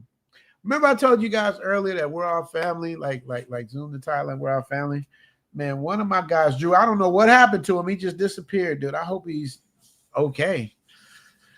He put me up in a nice suite in Vegas at the Palms Hotel. And then we had a get together with probably 7, 8 of us, man. We had so much fun, and Drew showed up, man. A couple people. So it's just, man, you don't know how good it is just to feel love, man. We just hung out we were supposed to go out to the club, whatever. We just hung out at my spot, ate hot wings, and was doing a live stream, man. It was like, you guys don't understand, man, how blessed I feel, man, when people just go out of their way, man. Like it's really overwhelming sometimes, man, when I see what people be saying and how they tell me Zoom effect. When I go, that's one of the main reasons I love going to Manosphere. When I run into people and they be all suited up and they look at me and they say, man, you the reason I did this, or I watch your show, or I did that, or I'm inspired by this, man. That's the best gift you can ever have, man. I tell you guys all the time, is the 2 best gifts you can have. One is giving and the other is forgiving. That's my motto. The 2 best gifts is forgiving and giving and forgiving. You dig? But I got to give it up to Drew. Tell us, I appreciate your $10 holler, but I got to give it up to Drew because he is the new co-sponsor of the Richie Mac Zoom Fest. Welcome to the land where they all smile. Suwadi Kai, more fun than a law allow. Your vacation turned into a staycation. PS5 Thailand, that's the PlayStation. Y'all used to talk that ish. Richie Mac, Zoom to Thailand is the thanks I get. Positive, coming by the 1,000. And once they come to visit, see it's hard to come up out of it. Yeah! Yes! Shout out to Drew Knight, my guy. Appreciate you, brother. Thank you so much. Thank you so much for that co-sponsorship. And Zeta Zentendo also gave me a $5 holler. Zeta Zentendo, I appreciate you. Zeta Zentendo's been around for a long time too. Let's give him something for that $5 holla.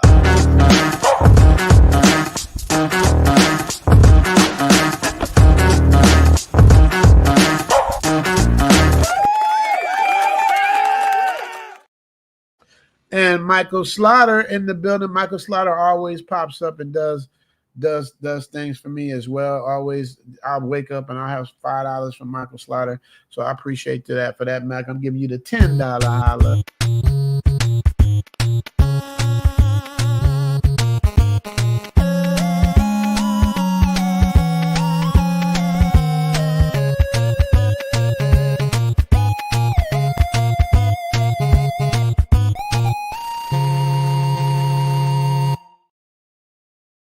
Shout out to my guy, man. Appreciate y'all so much for the support. I'm seeing the 1s and the 0s in here. Red Label say Dad was U.S. Air Force. Yeah. Thank you. The Traveling Guru says 1. Zeus 1. Chris say keep 1. Mick Gow say 0. Deshaun Davis say 0. Jay Shar says she go. Jay Shar says, wait a minute. Look at all these zeros. I got to get rid of her. Who are we talking about? Let me see where we're at because I know I get behind in my MGTOW Gamer. Which one are we talking about? Are we talking about the black girl with the curly hair? Where you going with your big old leg? Oh, you iron? She going to iron clothes, y'all. That's what my baby do. Let me see. I hope I can keep up with y'all. Y'all do me a favor. When y'all put the 1s and the 0s, say who it is so I remember because I'll get far behind. Leslie say loving some Jim Kelly. Leslie probably knew Jim Kelly, man. Oh, Deshaun said he loved the barber. Okay, well, let me get Deshaun right because Deshaun is he's like E.F. Hutton. When he talks, I listen, you dig?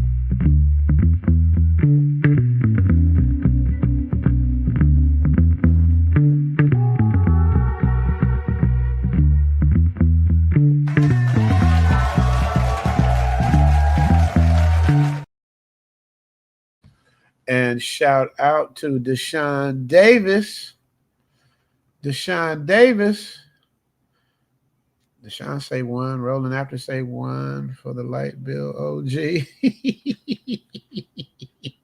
Oh, that's what it's for, Drew. Oh man, Drew, man, I swear to you, the light bill is $300 a month, bro. $300 a month. And when I had the crib with the pool, it was $300 a month. So I'm like, well, at least I'm gonna save some money on the electricity bill. Man, I got over here, the electricity bill stayed exactly the same, bro. Red Label with the membership gifts. Red Label always gift the membership. Y'all use the memberships, man. My brother say the white girl keep. Look at Leslie say. Leslie say the white girl is money hungry. Leslie knows all of them. I'm sorry. I swear to you guys, man. I don't think there's like if I post 20 women, Leslie know 18 of them, man. It's almost like I got to play a cat and mouse game to try to like find somebody he don't have. You know what I'm saying? He said, Dr. Umar in the chat. Oh shit, we got Dr. Umar in the chat. So let me get this for the Dr. Umar. You did.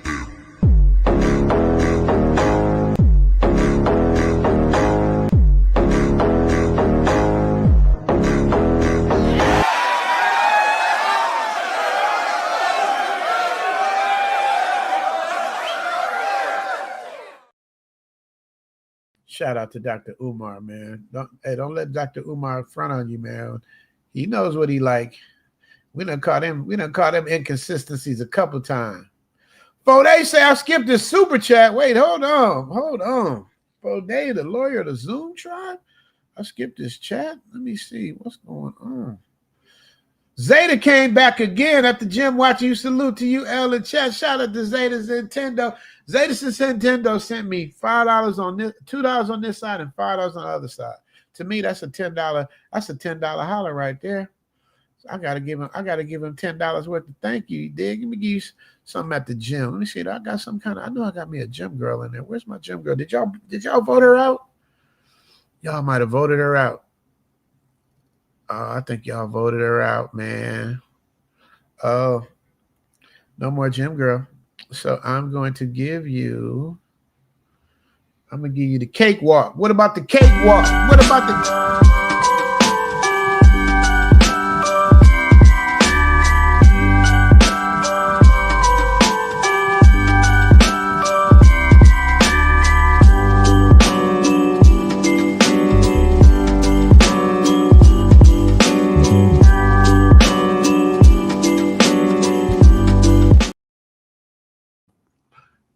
Okay, that's what I'm talking about. I know you like that cakewalk though. Back to Foday, my brother. Forgive me, Katot Nakai, for missing your super chat. What does Foday say? What up, Richie Mack and Zoom Tribe? Okay. Oh yeah, he likes that. Yeah, man, I wish I would have saw that earlier because Foday is specific with what he likes. He wants to save yourself back, man. Can't save yourself back, man.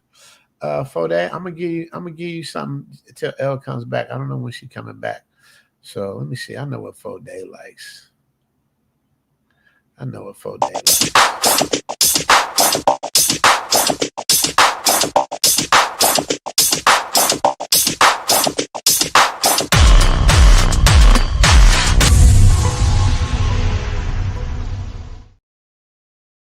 Shout out to Foday, my YouTube lawyer. You dig me?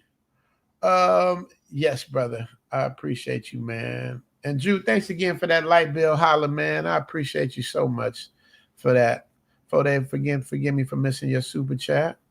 All right, let's finish cooking, y'all. Let's finish cooking. So we got to talk about Diddy. Leslie, you in New York, so I don't know what they're doing. Sometimes they be dancing out there. Sometimes they be enjoying. I didn't hear much fanfare when they gave Diddy 50. Once again, you guys let me know. We ain't going to stay on this long. I want to know, did he get the correct amount of time? Did he not get enough time? Did he get too much time? and or are you guys over it? That's what I need to know. Let's see what. Today. What do you think? You got 50 months. 50 months is 4 years and 2 months. Is that fair? What you think? Well, Amir, that's not what we expected quite. Some expected many more years, some expected less. What did you see in the courtroom, or what did you hear about the sentencing today that may have swayed the judge one way or the other, if at all? Some of the stuff he said, the letter he wrote, the family members that spoke, etc.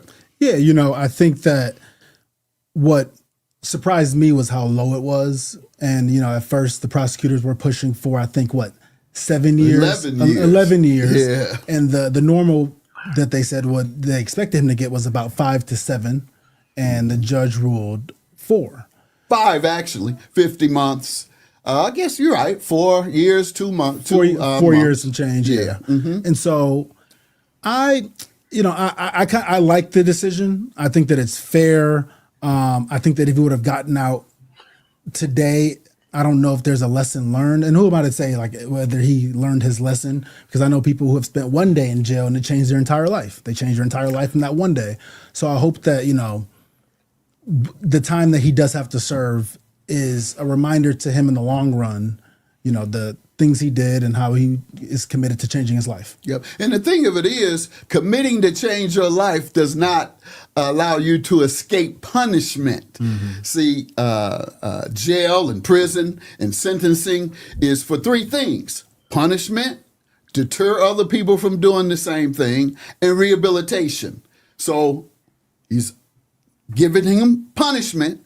The question is he going to be rehabilitated anytime soon? Mm. And does it deter other would-be cross-state line traffickers, not traffickers, but transporting prostitutes across state line?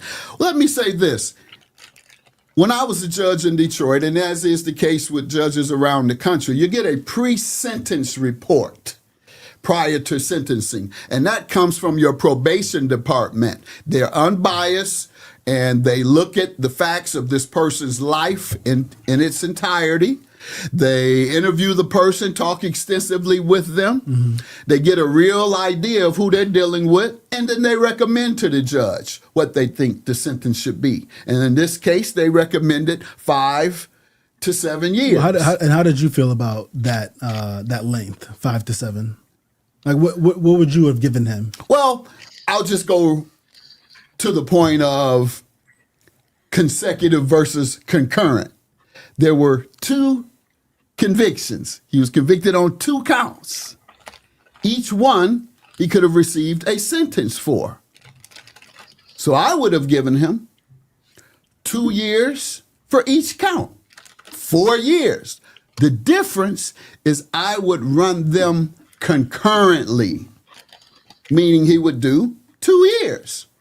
And so you would have given him 2 years total? Yes, 2 years total.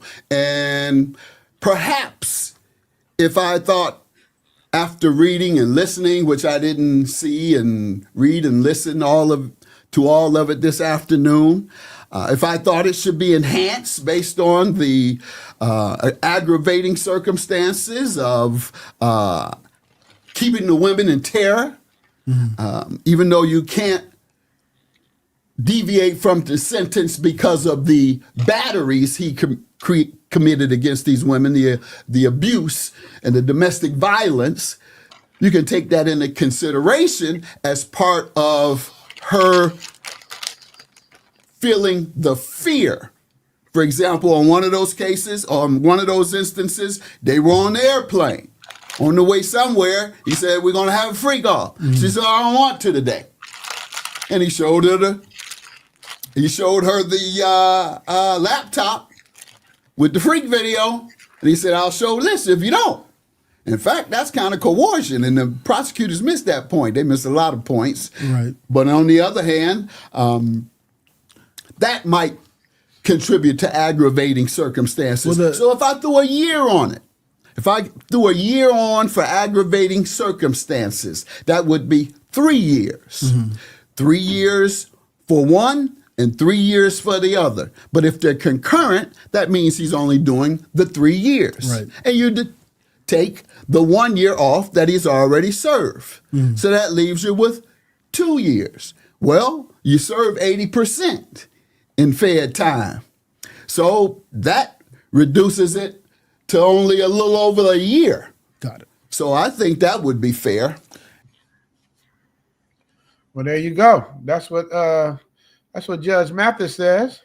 Seeing what you guys are saying. They would have gave him 7 years. They would have gave him 7 years. Vision say, when you leaving Thailand, Richie? I'm actually leaving for Zoom Fest in a few weeks. Actually,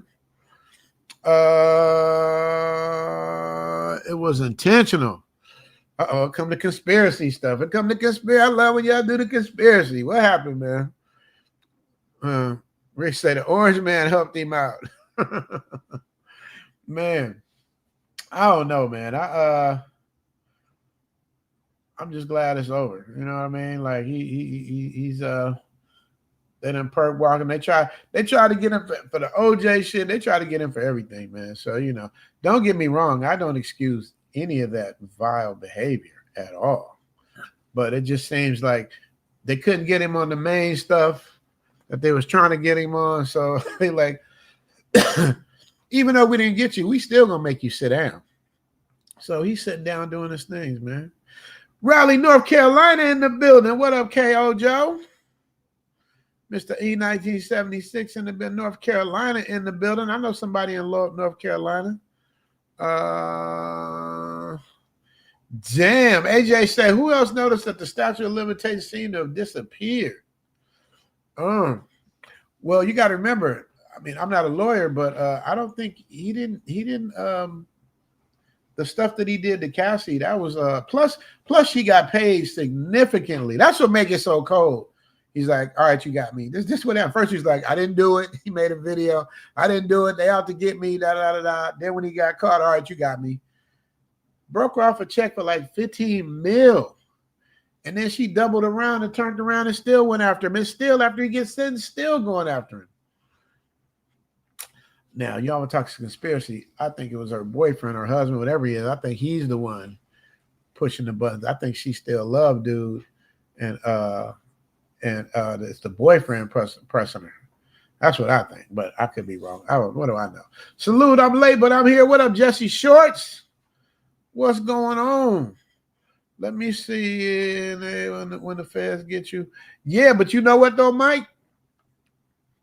You do some time, but they didn't get them like they usually get people. What they say, feds got a 97% conviction rate. I guess he was in the 3%. You dig? Oh no, man! But we're gonna move on to the next category. So y'all let me know, man. This type of Diddy stuff that y'all want to talk about this, right? 1 or a 0? Are y'all y'all had enough? Vision said, "Where's Elle? Did she cook today? Of course she did, man. Yeah, you real late. How far are we in the stream? Yeah, we're an hour and almost 2 hours in, bro. Yeah. She been cooked. Dr. Floyd say 0. Okay, he's sick of it.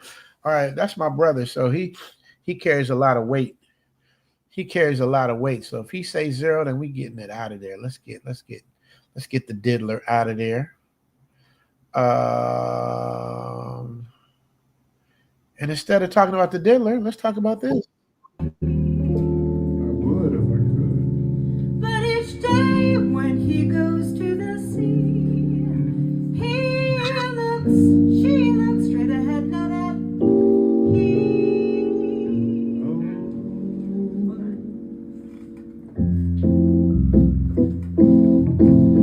Oh, he doing the dance too? I think a light on that hip, though. He light on that hip.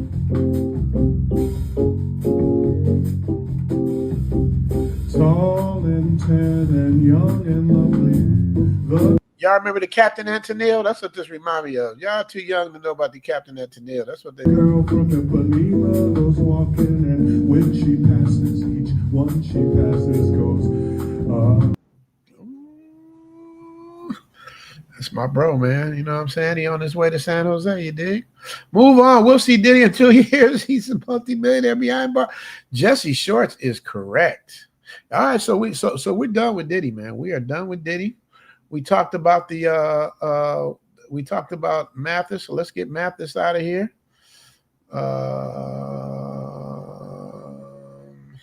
Now we got to talk about this LadyBoy situation, man. If y'all do y'all know what's going on with the LadyBoy Gangsters? I didn't show that to y'all yet, did I? The LadyBoy Gangsters. Oh, we did not talk. Oh, there. Okay, so let's talk about these LadyBoy Gangsters, man. They got a cold game they running, man. And scams is it going to take for something to be truly done about this issue? How many times have we seen on the news in regards to ladyboys robbing innocent people on the beach road? Maybe some people may find it hilarious that Indian tourists have been targeted a lot more, but nevertheless, they are still crimes. Everyone who travels to Pattaya or even lives in Pattaya needs to be aware of this ongoing issue because it's just getting out of hand now. For the people who openly invite ladyboys into their hotel room, they aren't doing themselves any favours, and obviously they run the risk of their belongings being stolen the moment they step into the toilet, and therefore, in a way, it's their own fault. Anyway, this is just one of the ways that ladyboys have up their sleeve to rob people. Another common way they use is innocently interacting with you by hugging or kissing you. They are taking advantage of someone's obliviousness by distracting them whilst they are secretly removing their chain, watch or wallet. And this doesn't just happen on the beach road. It happens on Walking Street and in some cases down some of the side soys. There are so many recent news articles of them reportedly being accused of nicking gold chains worth thousands upon thousands of baht. And don't forget, there are also the unreported encounters as well. Oh, the unreported encounters. So how many of y'all out there that got robbed by a ladyboy and didn't tell nobody? Y'all was too ashamed. What's going on with that, man? I mean, it's funny, but it's not funny. I mean, nobody should have their stuff taken from them. But I mean, how close does a ladyboy have to be up on you for them to be able to get their hands on your metallic pieces? How are they able to do that? I don't know. Seems like a pretty close proximity to me. But anybody got any confessions? Anybody got any ladyboy confessions they want to give about being robbed by ladyboys? Anybody? Anyone? Don't be bashful. Don't be bashful. Shout out to my YouTube lawyer. Wait a minute. What does he say? Jail is only the beginning for... Oh, he's still on the Diddy. He still has dozens of lawsuits out there. They're going to bankrupt him. Yeah. But Fode, as my YouTube lawyer, if you think Diddy is dumb enough to not have his money in shell accounts, they're going to get something, but they're not going to get everything. I don't think he's that dumb. I mean, he's almost a billionaire, bro. You gotta understand, once you make a significant amount of money, you become a target of everybody. Oh, I slipped on a banana peel in your front yard. I'm suing you. You know what I mean? They go after you, dude. See, Jesse asked the same question. How exactly are they robbing dudes? Yeah. Well, let's see. The list is endless. It's so bad now that there are even reports of Indians starting to steal from them. Look at this video.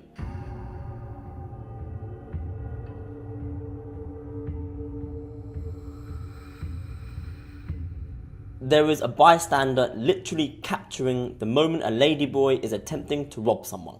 It's completely mind-boggling. Around the time when the big festivals arrive, it's a massive breeding ground for them to pickpocket the most gullible people around. Ladyboys will literally steal from anyone. Western. Now, we got to make sure, like, not all ladyboys do this and they deserve respect like everyone else. I'm assuming he's talking about these particular ones, but yeah, my whole thing is, in my opinion, I could be wrong. I've never had an interaction with a lady.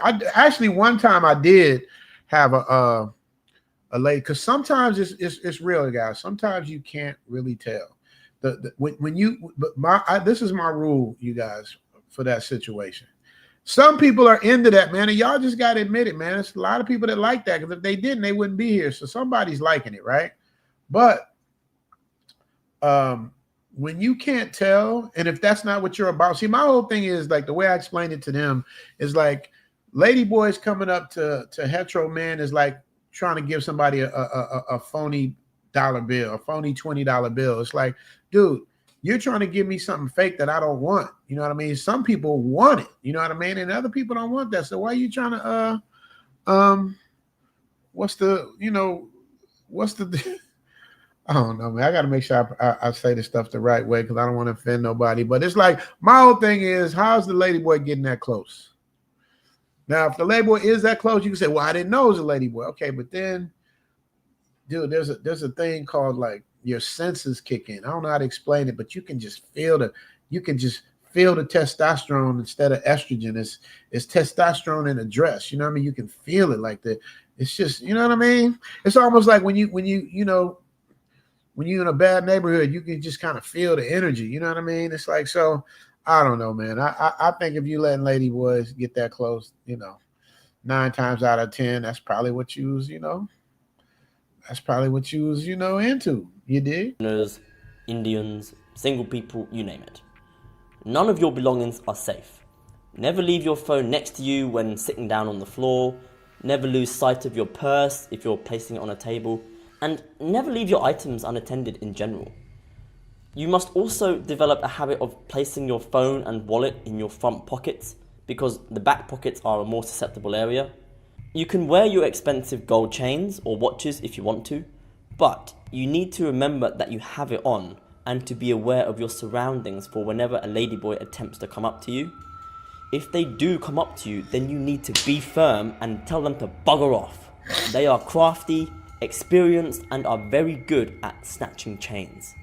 An experienced one can remove a chain within 5 seconds. Damn, it's crafty out there, man. It's crafty. It's crafty out there, man. Hey, I don't know, man. Yeah, the jury's out, man. What does Jesse say? 100% dudes are into that, and yeah, sometimes you can't tell, but at some point dudes know and still indulge. Wait, my brother said that I missed a super chat. You sent me a second one? I didn't see the second one. Let me see. I didn't see the second one, bro. Ron Saluki with the membership. Zeta Zentendo. Ron Saluki gifted 10 memberships, y'all. 10 memberships, you dig? I'm gonna give him a $10 holler for 10 memberships, you dig? And because you guys, I didn't know what y'all was talking about. Is this girl a 1 or a 0? Because I'm about to get her up off the list. If y'all ain't feeling her, because I got some new ones coming.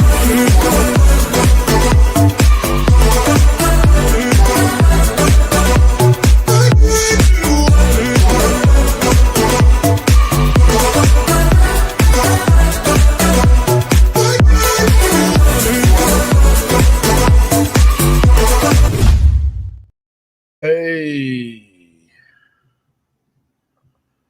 Oh, wait, my brother did. He came with another $20 holler. I'm sorry, Floyd. I missed that. They burn fires around Chiang Mai as part of the land clearing practices and to manage crop residues. Yeah. One big reason, Bernito clear their fields and sometimes to enrich the soil with ash. Oh.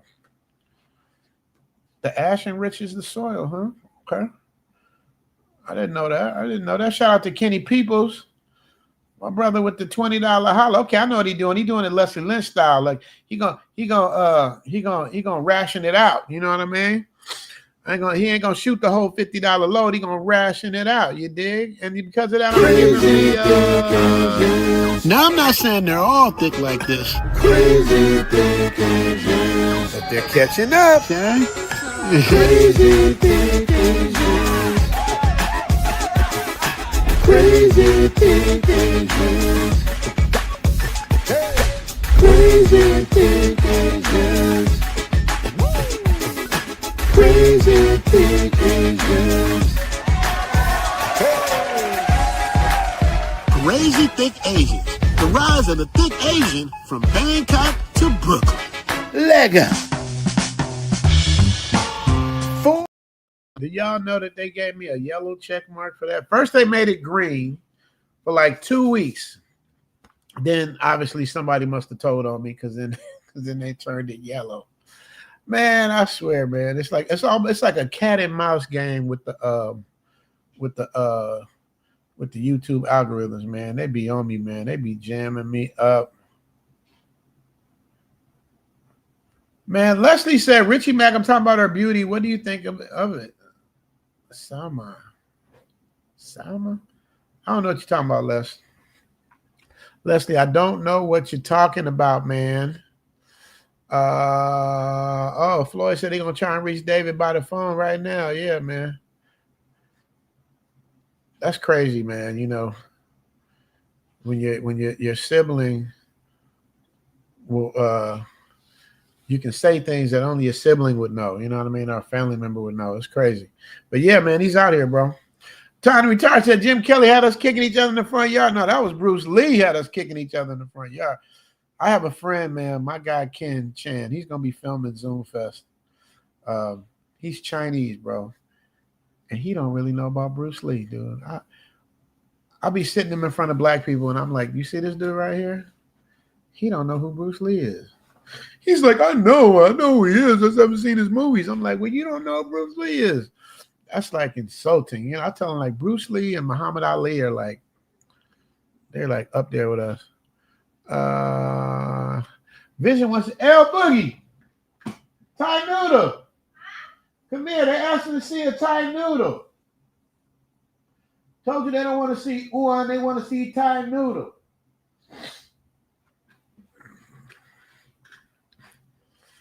Say hi to Vision, baby.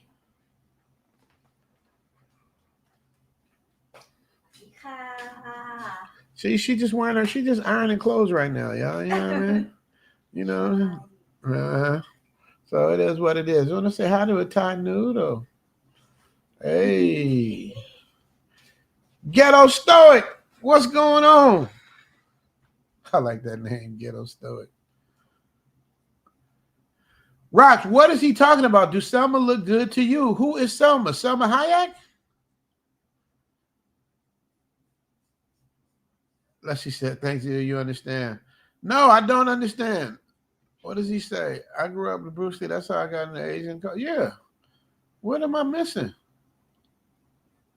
Oh, Selma Hayek getting younger every year. Okay, there we go.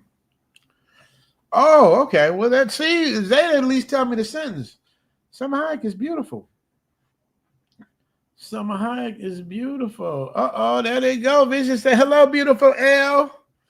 Jeff Shark said, y'all like L when she just ironing clothes. Let me see if I can get the camera, take y'all in there so y'all know I ain't capping about, you know, they be saying he's selling dreams. He's selling dreams. Let me see. How do I do this? Okay, let me see. I'm going to switch to the phone. I'm going to go mobile on y'all ninjas. Let me see. I got to invite myself. Amen.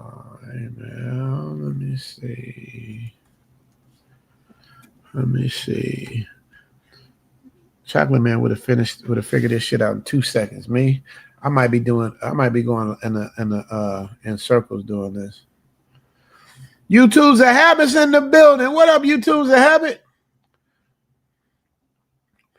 Michael Will is talking about Nicole Kidman divorce from Keith Jordan. Yeah, that's a little outside what I'm into. Yes, I do like Selma Hayek. I do. She's just, but if I had to pick between, if we're going to go in that era, if I had to pick between Selma Hayek and Jennifer Lopez, it wouldn't even be close. It wouldn't even be close. All right, let me see. Let's go spy on L. You know you cold when you can spy on your own girl. Let me go spy on her. Let me see. How do I do this? Let me see. There it is. Okay. Boom. Let's see if we can make this work.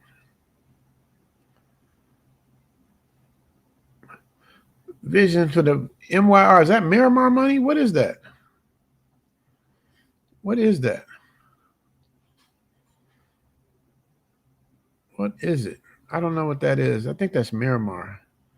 All right, let me see. I got to turn the volume down because it's going to give a feedback. Let me see. Hello. Okay. How do I turn the camera around? How do I turn the camera around? All right, y'all. Let me see if I can do this without this.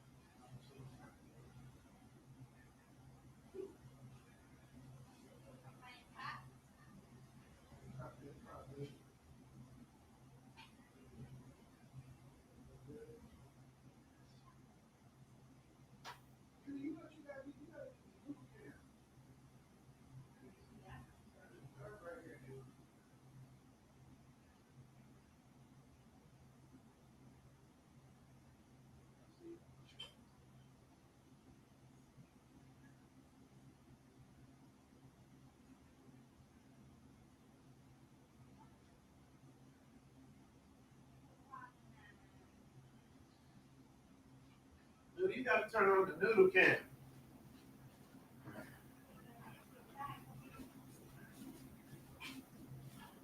All right, y'all. I tried to give y'all the inner workings. Oh, Biscuit Brisket's in here. Oh. Soon as I see the name Biscuit Brisket, I start laughing because I know it's gonna be some joke. Oh, Rich is shitty. Freaky. None of it's on live, Richie. I was trying, Les. I was trying, man. I don't know what happened, but I tried. Let me see. Oh, no. I don't want to ban myself. I just want to kick myself. I don't know. Shout out to Biscuit Brisket. Man, I'm about to lay it down, man. Rich is shitty. Steve don't even curse like that. Shout out from Malaysia. I thought it was Malaysia. I'll be in the Philippines next week. I'll be in the Philippines soon. Not next week, though. But soon. He said there's a toilet paper shortage. No, Steve, I was trying to show Elle ironing the clothes. See, Steve, he makes fun of me because when it rains, like it rains crazy out here. So when it rains, it's like boom, and Steve's like, ooh, he's showing the rain. Yeah, I'm showing the rain because it hits different out here, bro. It hits different. It is different. It does. And shout out to the people of the Philippines for the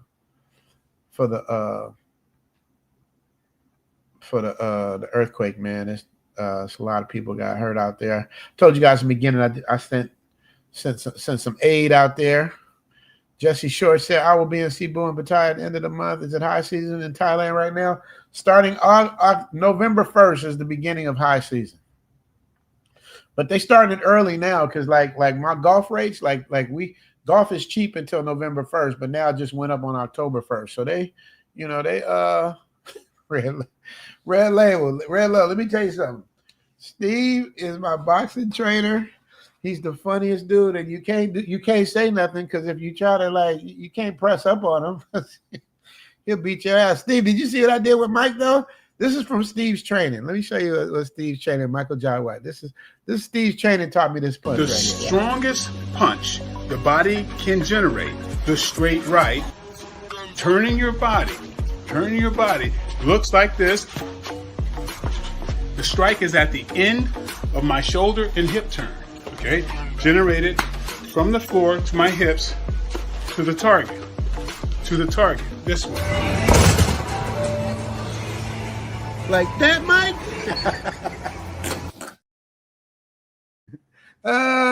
Steve, I still got it, baby boy. And then you get in the ring with Steve, he would always do this before he starts sparring. And when you see a dude this before they start sparring, I'm like, is he praying for me or for him? Oh no, but I know Steve got something funny to say. I know. Look at Leslie Lynn say Brisket Biscuit is number one. The best name in the Oh my goodness. Steve said, show the video you hitting that Bob. Oh man, I was tearing his ass up. So Steve knows Steve been in my house. So I have a Bob. Like it's a punching bag made out of a human being. It has the head, the body, the torso. Don't have the arms though, but I used to work out on that.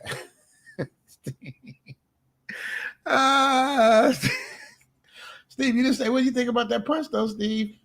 The one hit a quitter. You told me that when I first started boxing with you. You like if you learn how to turn your hip, you know, you're gonna lay somebody out. I said, you know what? I like you already.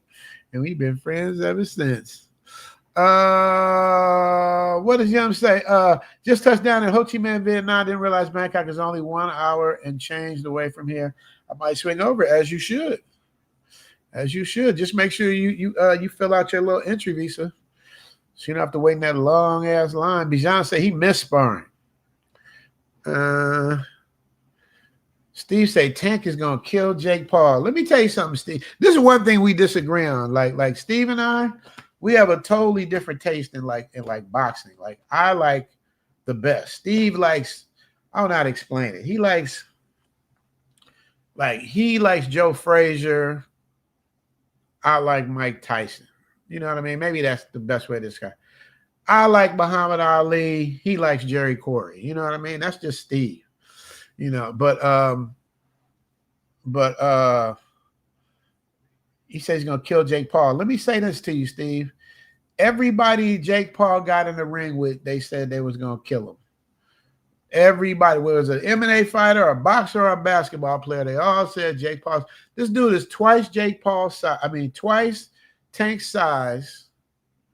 And that's what he does too, Steve. You know, he sets up the boxing to where he has an advantage. Either they're old and retired, or he's bigger than them, or it's just some kind of advantage that they have.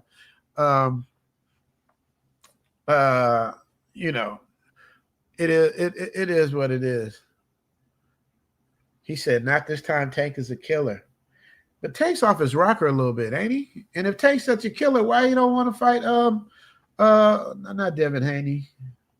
I think he smashed Devin Haney. What's the one with the dimples? Everybody says he's a boring fighter, but you can't hit him. What's his name? Tank should have fought him. He says Tank will get inside and Jank will not know what to do. How does he get inside? Like Mike Tyson couldn't get inside of I was gonna say Evander Holyfield, not Evander Holyfield. Lennox Lewis. When a person got a reach on you, man, and they know how to use their reach, it's hard to get inside. We gonna see though, but this is where Steve and I disagree. You know, to me, now Steve, post your top 5 favorite boxers of all time. Any class, your top 5 favorite boxers of all time, any class. I'll give you mine first, so you guys don't think I'm fronting.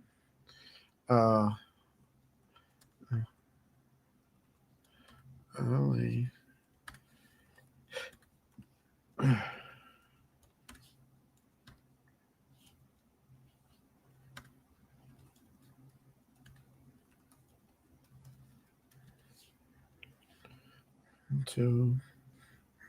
One, two, 3.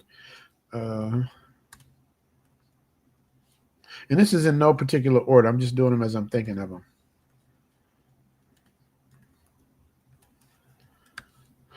Yeah, Shakur Stevenson. Thanks, Vic. You're right. These are my top 5 boxers of all time with no particular order. Muhammad Ali, Ray Robinson, Floyd Mayweather, Roy Jones, and I said Floyd Mayweather twice, and George Foreman. Now you can switch number 5. I could put Roberto Duran in there, but let's just say Muhammad Ali, Floyd Mayweather, Ray Robinson, Roy Jones, and George Foreman. Now, Iron Mike was the coldest. He's just not in my top 5. He's definitely in my top 20. But if you give me top 10, I got more room to stretch out. I might be able to put him in my top 10. Steve, I'm waiting on Biscuit Brisket to give me his 5. Now watch, when you see his 5, it's gonna be so weird. But he's a boxing trainer, so he has his thing. What happened to Sugar Ray? Sugar Ray Robinson. Sugar Ray Robinson, not Leonard. Leonard's in my top 10. Leonard's in my top 10.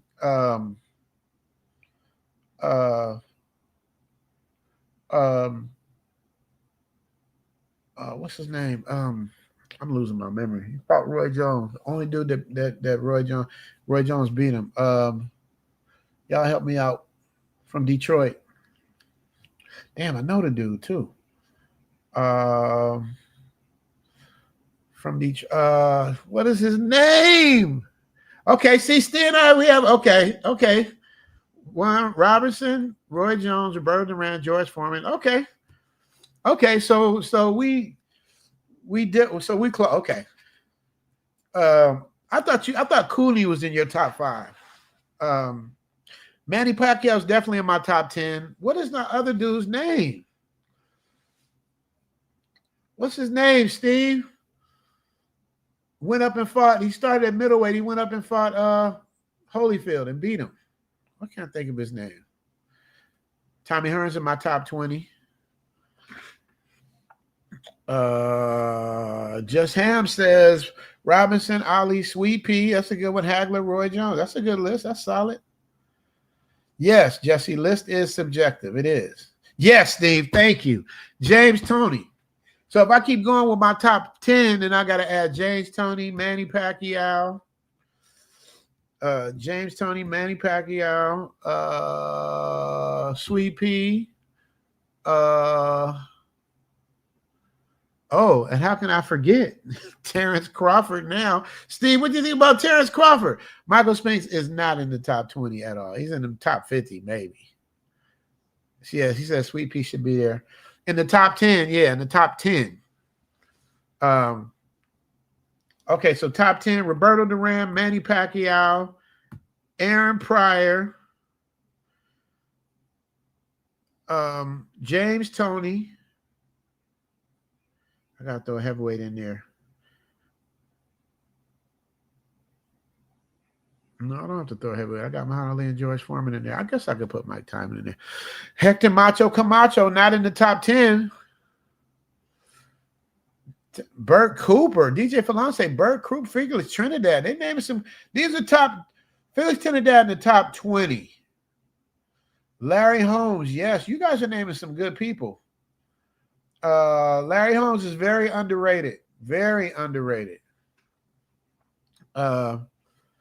He just wasn't exciting, but he was very, very good. Hitman Hearns, yes. I would have loved to see, if y'all ever seen I did a segment called Fantasy Boxing, and I did Manny Pacquiao versus Aaron Pryor.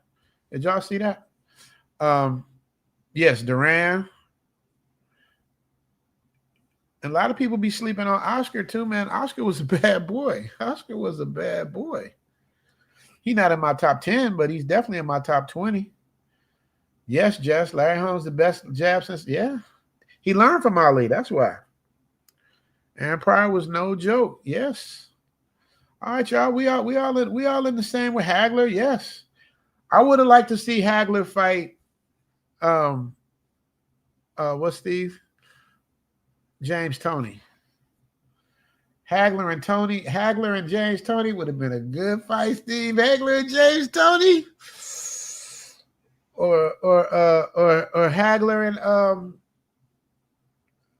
Hagler and Roy Jones. Either one of them. Zab Judah was cool. He was quicker than Floyd Mayweather, actually, but he definitely not in my top 20, though. Not in the top 20. He lost to too many good people. He didn't really win. And that cold knockout he got from my old boy when he was knocked out, but standing up like he was okay, and then attacked the ref. Oh, Leonard came with a nice one. Salvador Sanchez. See, what Leonard's doing is stunting on y'all. Salvador Sanchez was supposed to be the greatest Mexican fighter. He died in, I think, a car accident at the peak of his career. So nobody really got, kind of like Paul Williams. You didn't get to see what his whole thing is. Vision say Willie Pep. Y'all going back. If you're going to go back to, well, I went back to Sugar Ray Robinson. Salvador Sanchez, Ali, Duran, Ray Robinson, and Holyfield. Okay. I wouldn't put Holyfield in my top 5, but that's, like you said, it's subjective. That's not a bad, you can't be mad at that list. Bijan says Robinson, Ali, Armstrong, Moore, and Jack Johnson. Bijan, how old are you? Bijan he gave away his age. He named all people that was like 100 years ago. Jack Johnson? Jack Johnson was equivalent to like Bill, what's his name? Bill, dude, I'm losing my memory. Bill, what's his name? That played for the Celtics. What's his name that played for the Celtics? Used to play Wilt Chamberlain all the time. Can't think of his name, but Sandy Sadler. Y'all going into some real names. Lennox Lewis. I see that. Rico Marcos Barrera. Yeah, he beat up on your boy, but Pat got him out of there. Terrence Crawford is extreme. I knew Steve was gonna say it. I knew it. I told you. This is where me and Steve always butt heads. He says Terrence Crawford is extremely overrated. He looked great against Canelo, but more Canelo was bad. That is true. To be great, you have to beat the greats. Marvin had Duran, Tommy Hearns, Leonard beat all 3. But Steve, just like Floyd Mayweather says, you can't help who's in your era. He did. He beat everybody handily. Canelo wasn't at his best, but he still beat everybody else. He beat the shit out of everybody. And the way he did my boy, who I thought Spence was gonna get with him, he beat Spence like a little boy. Spence, we ain't even seen Spence even lace up a pair of gloves. Thank you, Jess. Bill Russell, yes. Thank you, Leslie. Bill Russell, yes. Tyson Muhammad Ali, who wins? Tyson versus Muhammad Ali. I would let Steve take that. Tyson versus Muhammad Ali. Tyson Muhammad Ali, you've seen that already. It's Tyson and Joe Frazier. You've seen it already. That's kind of what it would be like. You know, either if Tyson catch him with one, he could get dropped. But Muhammad Ali never got knocked out. There's a big difference. Oh, yeah, Bernard Hopkins, Vision is right. Mark Breland. Yeah, y'all named some good people. Prince Ahmed, yes. These are some good people, man. Ali beats Tyson 2 out of 3, just like Frazier. Yes, that's what I'm saying. So Brisket. So who did Terrence Crawford not beat in his era that he should have beat, or who did he avoid? And don't say Boots. That's what people like to say. Boots. He said Crawford fights every 18 months. So did what's the name fought every 18 months? Who was the other one that did that? What's the white boy? Jack Johnson. Not who he was scared to fight Jack Johnson. What's the dude? They used to sit on him for a minute. Biscuit Bricks would say, oh yeah, Terry Norris was dope too, but he's punch drunk. Les. I don't know if he'd destroy him, Steve. It'd be like Frazier. It would be, except Tyson's a more intense version of Frazier. Who do you put against Tyson versus Frazier? And watch what he says. Because Steve loved them Philly boxers, man. He's from the East Coast. Of course he's gonna love the Philly boxers. Look at what Jesse say. You sound like Steve. Floyd never really fought a good fighter in their prime, except maybe Zab and Cost. What are you talking about? When he fought Mosley avoided him till they finally fought. When he fought Pacquiao, everybody says he waited on Pacquiao. No, he told Pacquiao to take the test and we can fight tomorrow. Pacquiao avoided taking that test for years. It's amazing how people can forget that part of the back and forth. It's just amazing. But no, Floyd didn't run from that. There's only two people that I think that would have beat Floyd Mayweather. One, if he fought Tommy Hearns because of that reach, and Paul Williams, who had a reach like Tommy Hearns. Those are the only two people. He beat everybody easy. And then if it was a close fight, he'd get him in a rematch and beat him easy. So it's this why I don't understand y'all Floyd haters, man. Floyd is one of the best to ever do it. Period. Ali doesn't go to jail for not, and if Tyson doesn't go to jail, they would go undefeated. Jesse Shorts makes an excellent point. What you think about that, Biscuit Brisket? If neither one of them went to jail and stayed fighting through their primes, which neither of them did, they both lost 3 years of their best years, makes a big difference. Cameron Jones in the building. Bijan say Tyson's arm too short to beat pre-layoff Ali. But Ali never seen nothing like that. Tyson would swarm you, bro. Let me see. What does Biscuit Brisket say? Frazier. Mike cannot fight backing up. Peekaboo is almost overrated style. Who is the best guy Tyson beat? Everybody you put in front of him. From 20 years old winning the championship. From the Jamaican dude, I can't think of his name. To Razor Ruddock, who was the hardest hitting puncher you ever seen. To who else did he fight? Because Steve's not going to give Holmes, he's not going to give him credit for that. Even though Holmes did the same thing to Ali when he was old. Tyson fought everybody, but they was all scared of him. Who else did he fight? I mean, he fought Spinks, who beat Holmes. These are people that are in his ear. That's the thing, man. See, what Biscuit Brisket is not telling you guys is that he's talking of an era in the 70s where everybody was monsters. Ernie Shavers, George Foreman, Ron Lyle, Joe Frazier, Jerry Cooney, Ken Norton. I mean, there were just monsters. Like everybody was monsters. Everybody was monsters. So that, and everybody fought everybody, win, lose, or draw. It was a different era. So you can't. It's hard to put those guys in there. Oh, Larry Mercer, yeah, DJ Falar. Larry Mercer was mean. What does Les put in caps? Floyd ain't shit. His middle name is Duck I Stuck. Sheree Leonard would have whooped his ass. I'm gonna tell you. And you're probably gonna agree with Brisket. But I'm gonna tell you why you're wrong. Floyd Mayweather's daddy fought Sugar Ray and went 10 rounds, 10 out of 12 with Sugar. That was his daddy, and his daddy wasn't nowhere near as good as Floyd. Now I love Sugar Ray Leonard.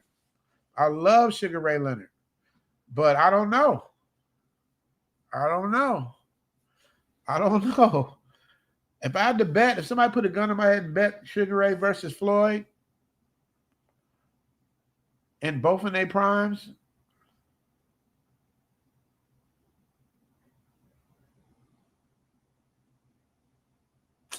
that's tough. Because Sugar Ray hits harder, but Floyd's better defensively. That would have been tough. Biscuit Brisket's going to, of course, say Leonard, of course. Leslie Lynch, Floyd did not duck anybody. That's the thing. When y'all say that he ducked, who did he duck? You can't say Pacquiao. That's what people love to say. You can't say Mosley. His best fights, the only person he didn't fight, y'all can say is, and he would have beat him too, Margarito. He didn't fight Margarito. He fought Oscar with all of Oscar's rules, A-side. I mean, what else do y'all want from him? David Tua, damn, yeah, Lee Chung, that's a Frazier type of guy. See, look, Steve, I knew Steve was going to agree. Nah. What's my brother? My brother knows nothing about boxing. Sugar Ray was a lot faster than Floyd. No, he hit harder than Floyd. He wasn't faster. Me and my brother watched this fight, the Leonard Hagler fight, and he thinks Hagler won that fight. How many of y'all think Hagler won that Leonard Hagler fight? We watched the whole fight in slow motion.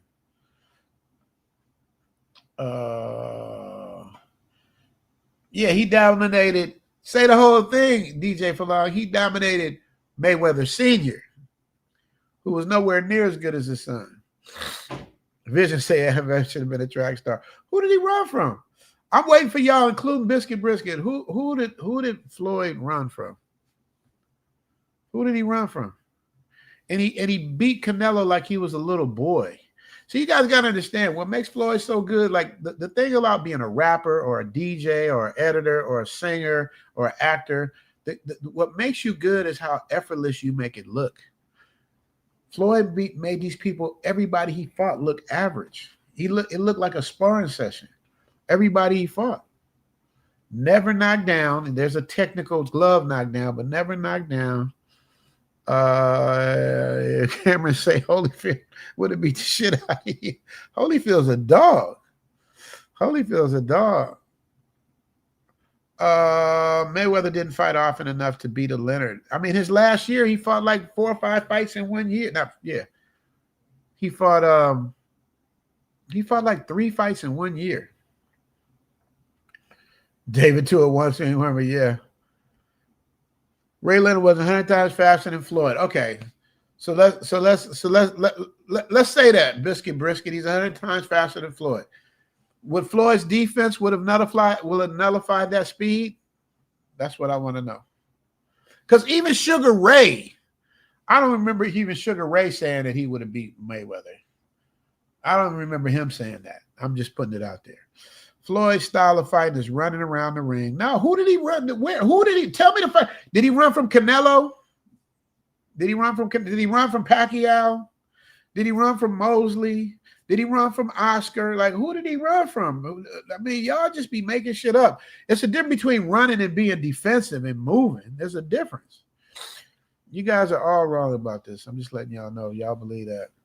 I remember when he fought Canelo, he beat the breakout. Yeah. And did he run? No. Now, Crawford, you could say Crawford was running. Crawford only stood in the pocket with him in like the 10th or 11th round for like 30 seconds. Other than that, he was sticking and moving. So if y'all want to call that running, just say Jersey Joe Walker. He calling all the people. Cameron say Pacquiao was washed in that fight. Was he washed because he couldn't take anything enhancing? I don't know. I'm just asking a question. Because the minute they did the drug testing, all of a sudden, certain people just became normal again. I don't know. Kevin Crawford said he'd take Leonard over Mayweather. I don't know. Y'all saying it too easy, like it would have been easy. Remember when Sweet Pea dramatic ended? Yeah, with his shoulder. His shoulder went out. Yeah. Yeah, I was real sad about that, man. I love Sweet Pea. And then, this is the coldest thing about Sweet Pea. One of my favorite boxers. He avoided every punch. He would sit down on the ground literally and avoid punches, but gets hit by a truck and dies. Like, how do you avoid punches and get hit by a truck? I don't know. I never understood that. And they didn't say foul play. What about Hearns? Hearns was the shit. Floyd ran from Oscar De La Hoya. He ran from Oscar De La Hoya. Man, you need to go back and watch that fight, bro.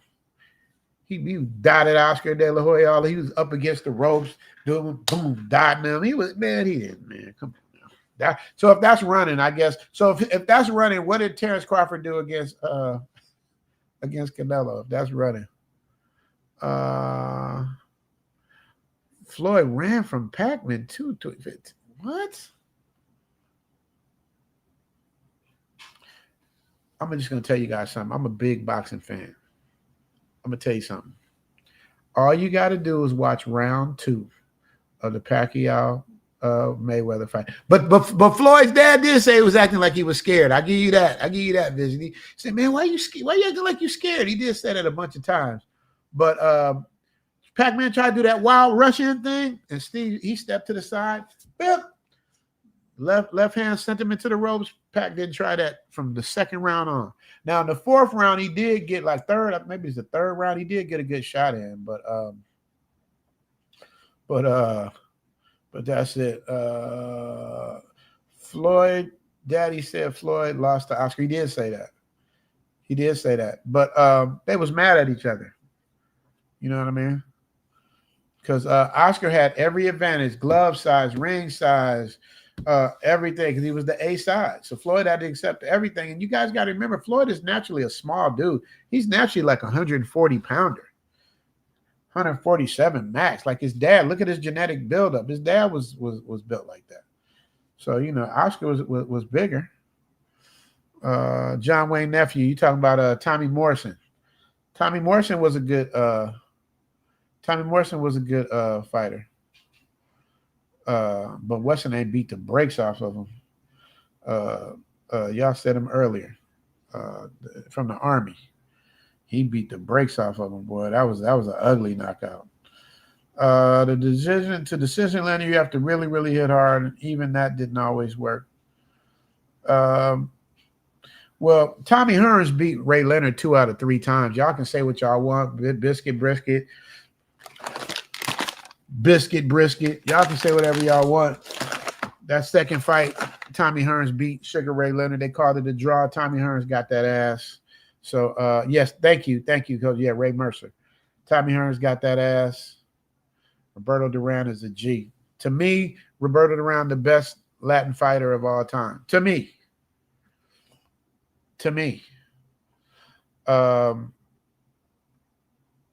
Floyd jabbed Oscar to the belly and then went up to the top and crossed. All right, yeah. Caught him. Floyd ran from Marcus May. All right.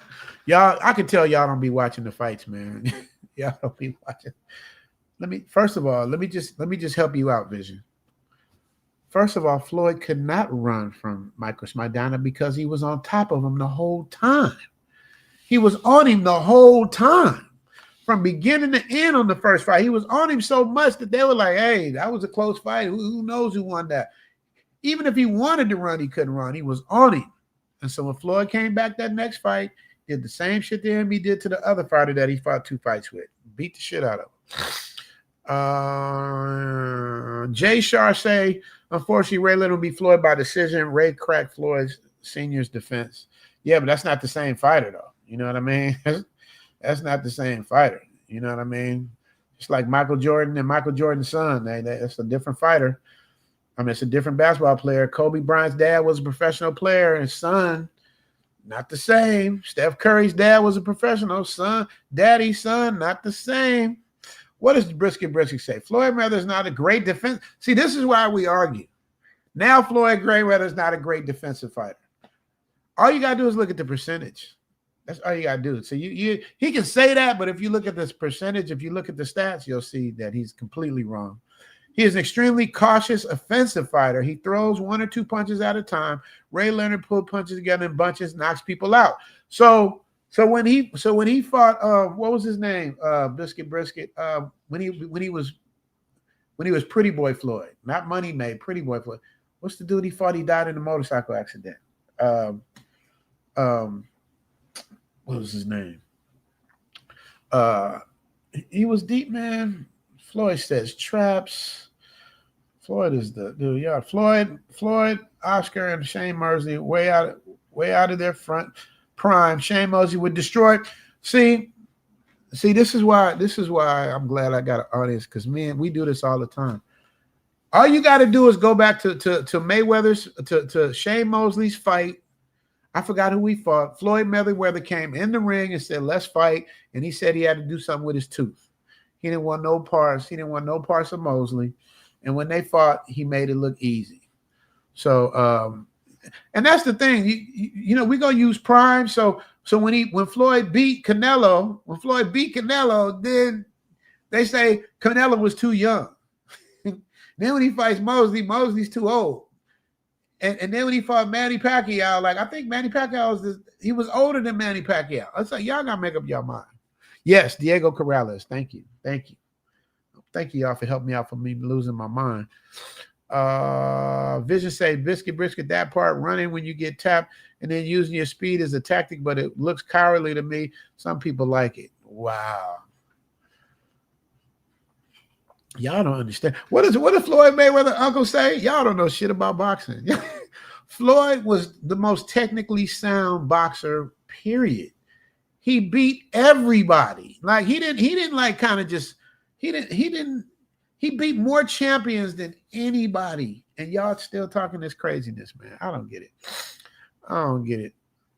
Floyd is only good and in between. Oh, I'll take that out, Les. I can't have that. Can't talk about my man Floyd like that. Now, do I agree with some of his personality traits? Maybe not. But then again, we don't agree with anybody's personality traits. I'll tell you one thing. If you guys sit down and watch Floyd's fights and watch how he made a different style for everybody he fought and beat them, the dude was so good that it's crazy. Yeah, Jamie, let him hate. Yeah, man, y'all just haters, man. Floyd, how do you hate somebody that won 20 years in a row? How do you hate on somebody? So I guess he ran for 20 years, huh? Ray Mercer. Yeah, Ray Mercer was a beast. He beat the shit out of Tommy Morrison. That's what we were talking about. Yeah.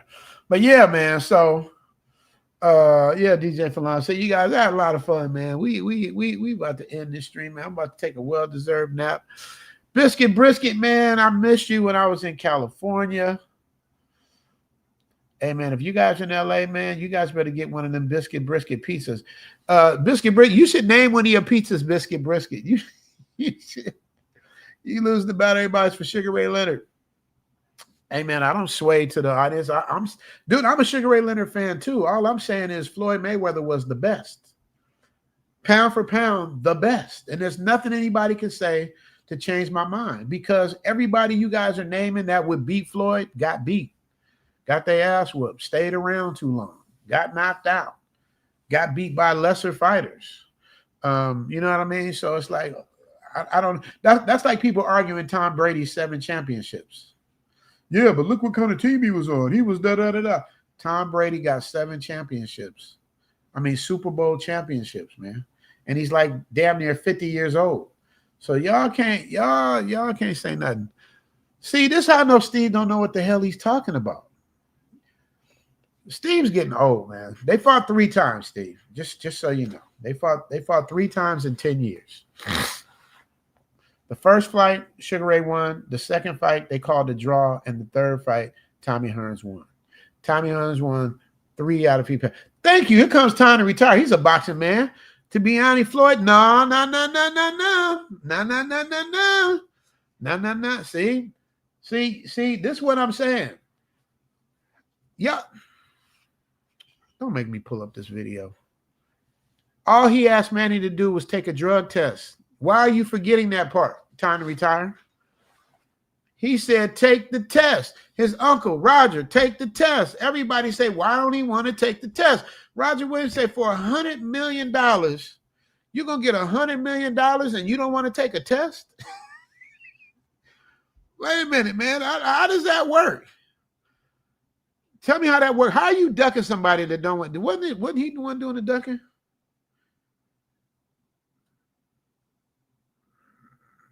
Let me see.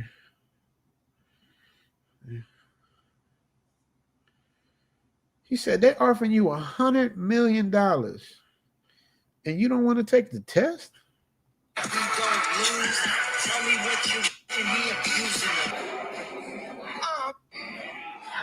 Sergio Martinez told me he really wants to fight Floyd at 154. Would you like that? I don't know. I mean, I never seen Sergio Martinez. I think I have seen him one time.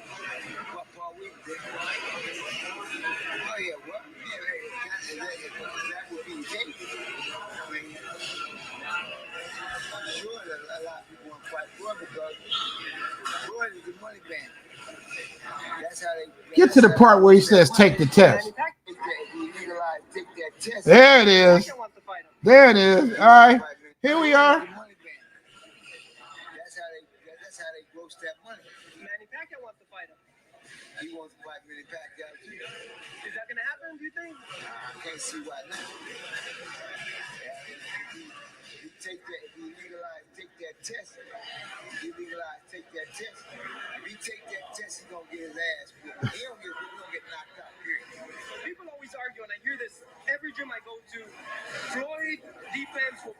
offense. Mandy's offense will beat Floyd's defense. How would you as a trainer tell Floyd? To be honest, Jason, if that motherfucker take that test, that's a motherfucking mismatch. All right. You're knocking Manny Pacquiao. That was 14 years ago. You've been knocked out twice already. At 105 pounds. Now, how the fuck you beating guys 150 pounds? You know why he beating guys 150 pounds, don't you? Okay, FitnessMusicForty.com. Now we set back 340. Take the test. He wouldn't take the test. I'm surprised that kind of retired. He should know that. Corrales, yes, Steve. Corrales, yes. Mosley was amazing in his prime, but he couldn't beat Floyd. And why did he avoid Floyd? Don't make me get what's the name in this ChatGPT. What made Floyd Mayweather and Manny Pacquiao's fight take so long? When was the first time their fight was introduced, and when did they actually fight, and why? Tell you, man, ChatGPT, that's a lifesaver, bro. I mean, I don't know how y'all work without it.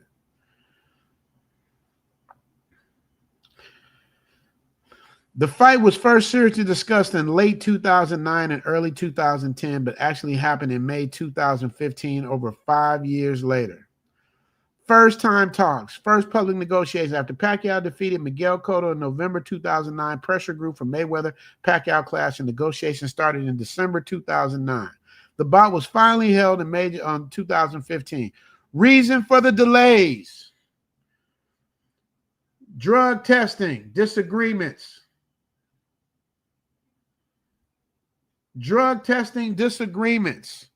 Mayweather insisted on strict Olympic-style random blood urine testing, which Pacquiao initially hesitated to accept due to feeling it might affect his performance if done too close to the fight, leading to the collapse in negotiations in 2010. 2010. So y'all can play them games and act like Floyd was ducking him, but these are the facts. You can argue opinions, but you can't argue the facts.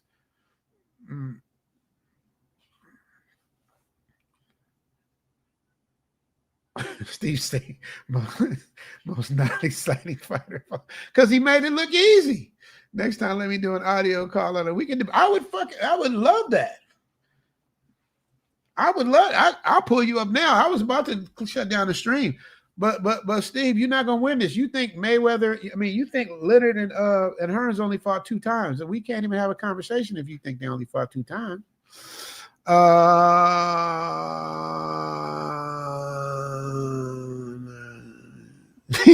Leslie mad at ChatGPT, so that's not true. ChatGPT's lying on it, so it wasn't about a drug test in 2010, huh? All right, Les, you the godfather of Zoom, child. I ain't gonna argue with you. But this is what I'm saying. Like, when people got their mindset, even when you show them actual facts, they don't want to hear it. They don't want to hear it. Pacquiao was saying he's scared of needles, but yet he had tattoos. Don't get me wrong. I'm a huge Pacquiao fan. As a human being, I love Pacquiao more than any fighter, just about. But when it came time to taking that test, Steve really thinks they only fought. Let me see. Let me check and see. How many times did Sugar Ray Leonard and Tommy Hearns fight? If I'm wrong, I owe you an apology, but I'm 98% sure I'm right. I'm a big boxing fan, and I'm usually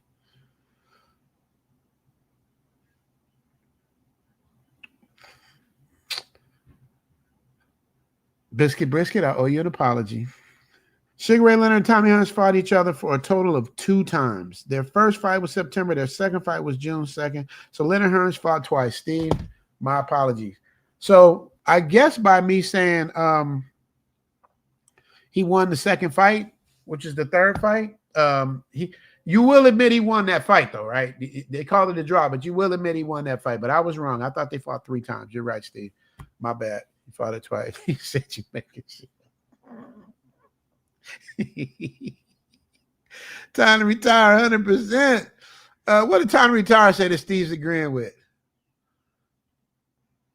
What did time to retire say? What did he say? No, they fought twice. I just looked it up. They fought twice.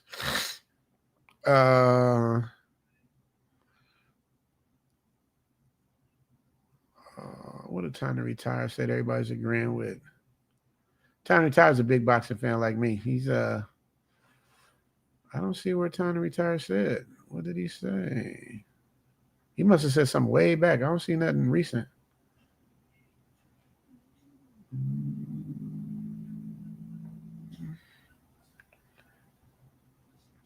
Thank you. Tommy did win the last fight.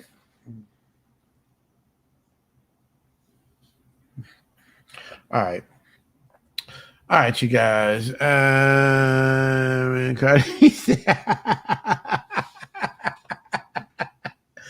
Well, I do know that Tommy Warner's won a fight and they didn't give it to him. That I do know.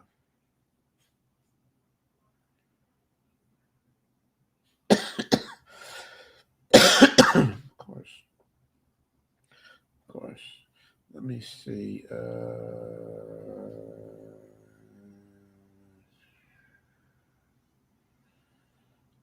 Shout out to lead attorney. Shout out to lead attorney. I was about to get off, boy. Y'all done gave the super chat home. They were from different eras. Let's see. Oh, that's what Time to Retire said. Zookeeper, $15. Hello, aloha, brother Rich. Excuse me, I know I'm off topic, but did they let Dr. Freakoff come home? But with time surplus good behavior, he'll probably do 2 to 3 years. Yes, that's what it is. He's going to do about 2 to 3 years. He got a total of 4, and he got time served. He got 42 months, 50 months, which is 4 years and 2 months. So he's with good behavior, he'll probably be out in 2 years. But that's why you don't make your booking arrangements before you before you get your sentencing. Because I don't know if did he jinx himself? Who knows? I'm gonna give you the Colombian super chat. This is the new one. You guys like it? Put a 1. If you don't, put a 0. Where's my super chat? Here she go.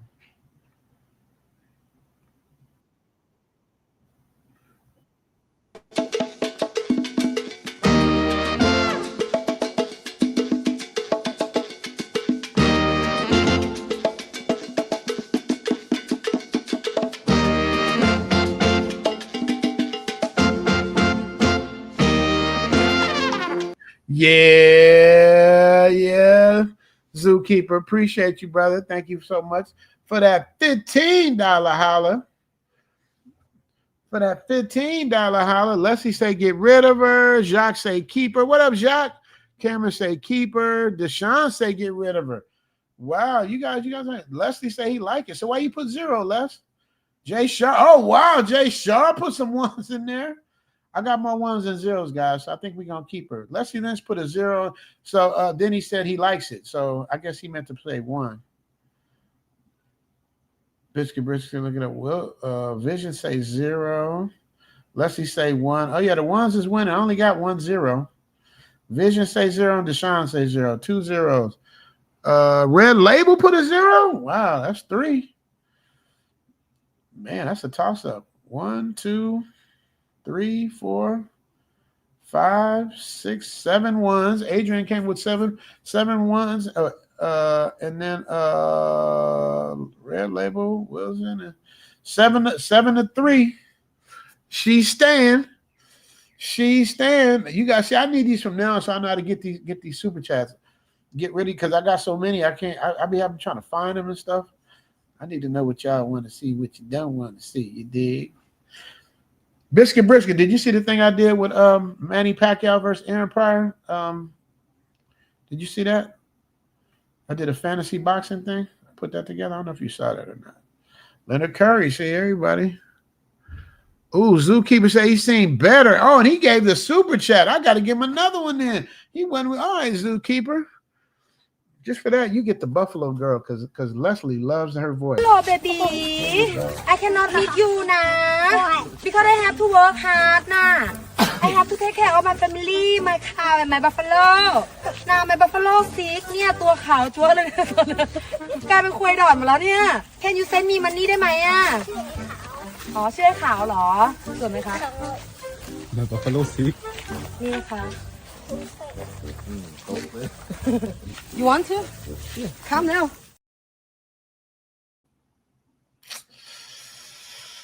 I'm just saying, Red Label said I owe him something because I didn't give him a hot girl video for gifting. Okay, my bad.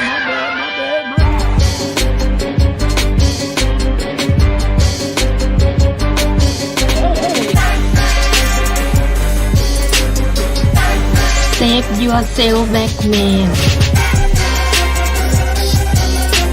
Batman.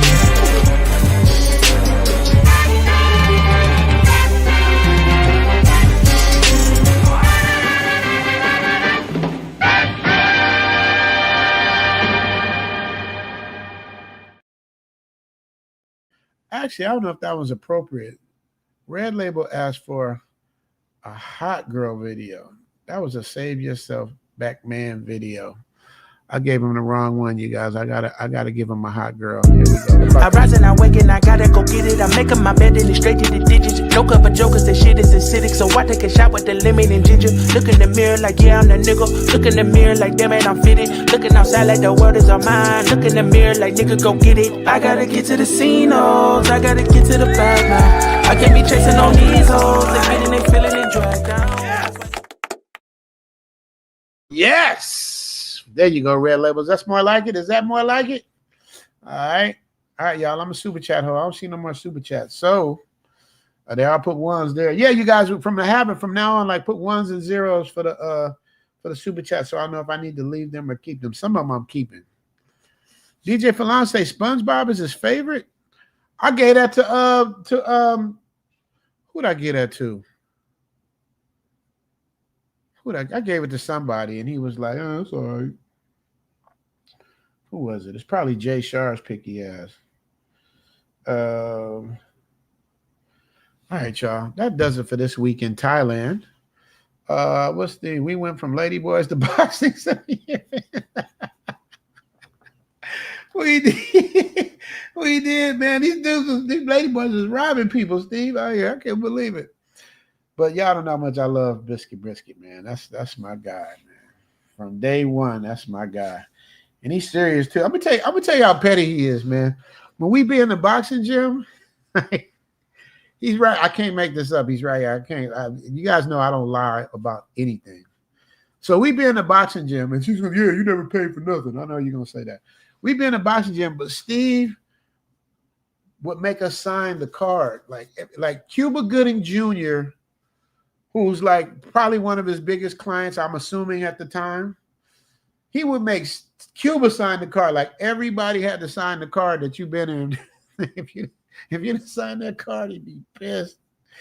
Steve used to spoil me though. He would do my raps for me because I didn't know how to do my raps myself. He would always do I used to feel like I'm in a Rocky movie. He'd do my raps.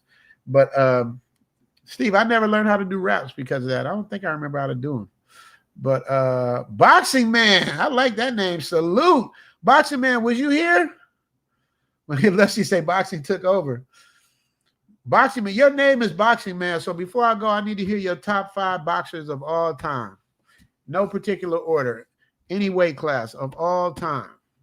Since you Boxing Man, I need to know what you got to make put it up. He says, Saran, go there. Yeah, man, I got to get to Isan, bro. Me and L gonna go to Isan. DJ Dean said Colombia #1. It depends. Colombia hardware #1. Software Thailand #1. So unless DJ Dean's talking about my Colombian super chat girl. I don't know if he's talking about that or whatever it is. Let's say no problem, Richie Mack. We need a reminder sometime. Yes, sir. Kevin Carver say back man. Oh yeah, they must be talking about Colombia. Okay. Okay, they talking about. Okay, so Jay Shar. Okay, that's Colombia. Okay, so that's who you guys are saying number one. Okay, okay, so we're gonna keep her. DJ Milan say go solo. I can't do it. I can't go to what's the name solo. I mean, I could, but excuse me, guys. I'm ready to lay down, man. My clock is all off, so it's like even though it's the middle of the daytime time is 12 in the afternoon. Jacques say going to Cebu, Philippines next month. Okay, well, dude, we're gonna be in Philippines for Zoom Fest, Jacques. I don't know why you're not coming, but be safe over there. Hopefully, things will be better from the earthquake, man. Shout out to the people of the Philippines for the earthquake. Oh, Boxing Man came right in. Here we go. Ali, Mayweather, Crawford, Tyson, Sugar Ray. That's an excellent list.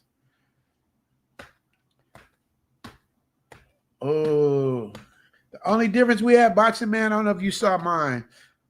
Ali, Mayweather, Sugar Ray Robinson, George Foreman, and who was my fifth?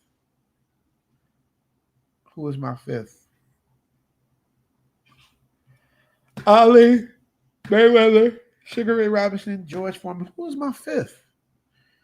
I said I could switch out my fifth. Roy Jones. Roy Jones is my fifth.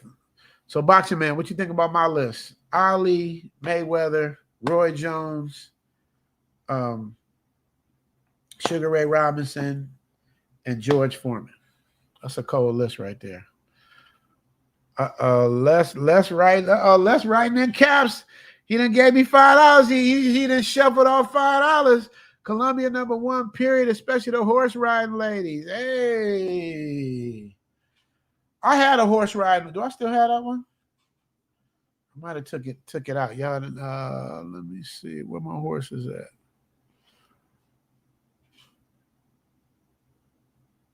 I think I took it out, Les.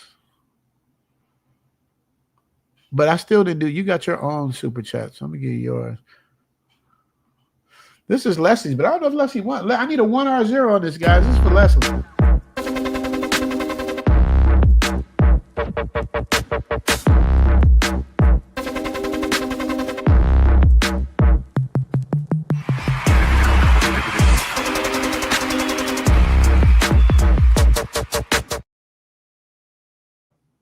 Hey, y'all need the 1s or 0s for that. That's Leslie Lentz's personal stash right there. Thanks, Boxing Man. Yeah. We you missed it, man. We was back and forth, man. They hating on Floyd, man. Vision say keep it. All right, it come time to retire his list. Let me see what he got to say. Ali, Hagler. Deshaun hates everybody. Deshaun, I'm learning. Oh, Red Label don't like her. Vision likes her. Okay, so that's 2-1. Less I'm out to bring him down. Well, that's Leslie's, though. Leslie really makes a deciding factor on that. Time to Ali, Hagler, Ray Robinson, Duran, Mayweather. Can't be mad at that list. That's a solid list. That's a solid list right there. You can't. Who would you take out and replace? Oh, I'm just surprised he ain't got Roy Jones. We come from the same era. I'm surprised you don't have Roy Jones in that list. But yeah, that's a solid list. Time to retire. You got no argument out of me.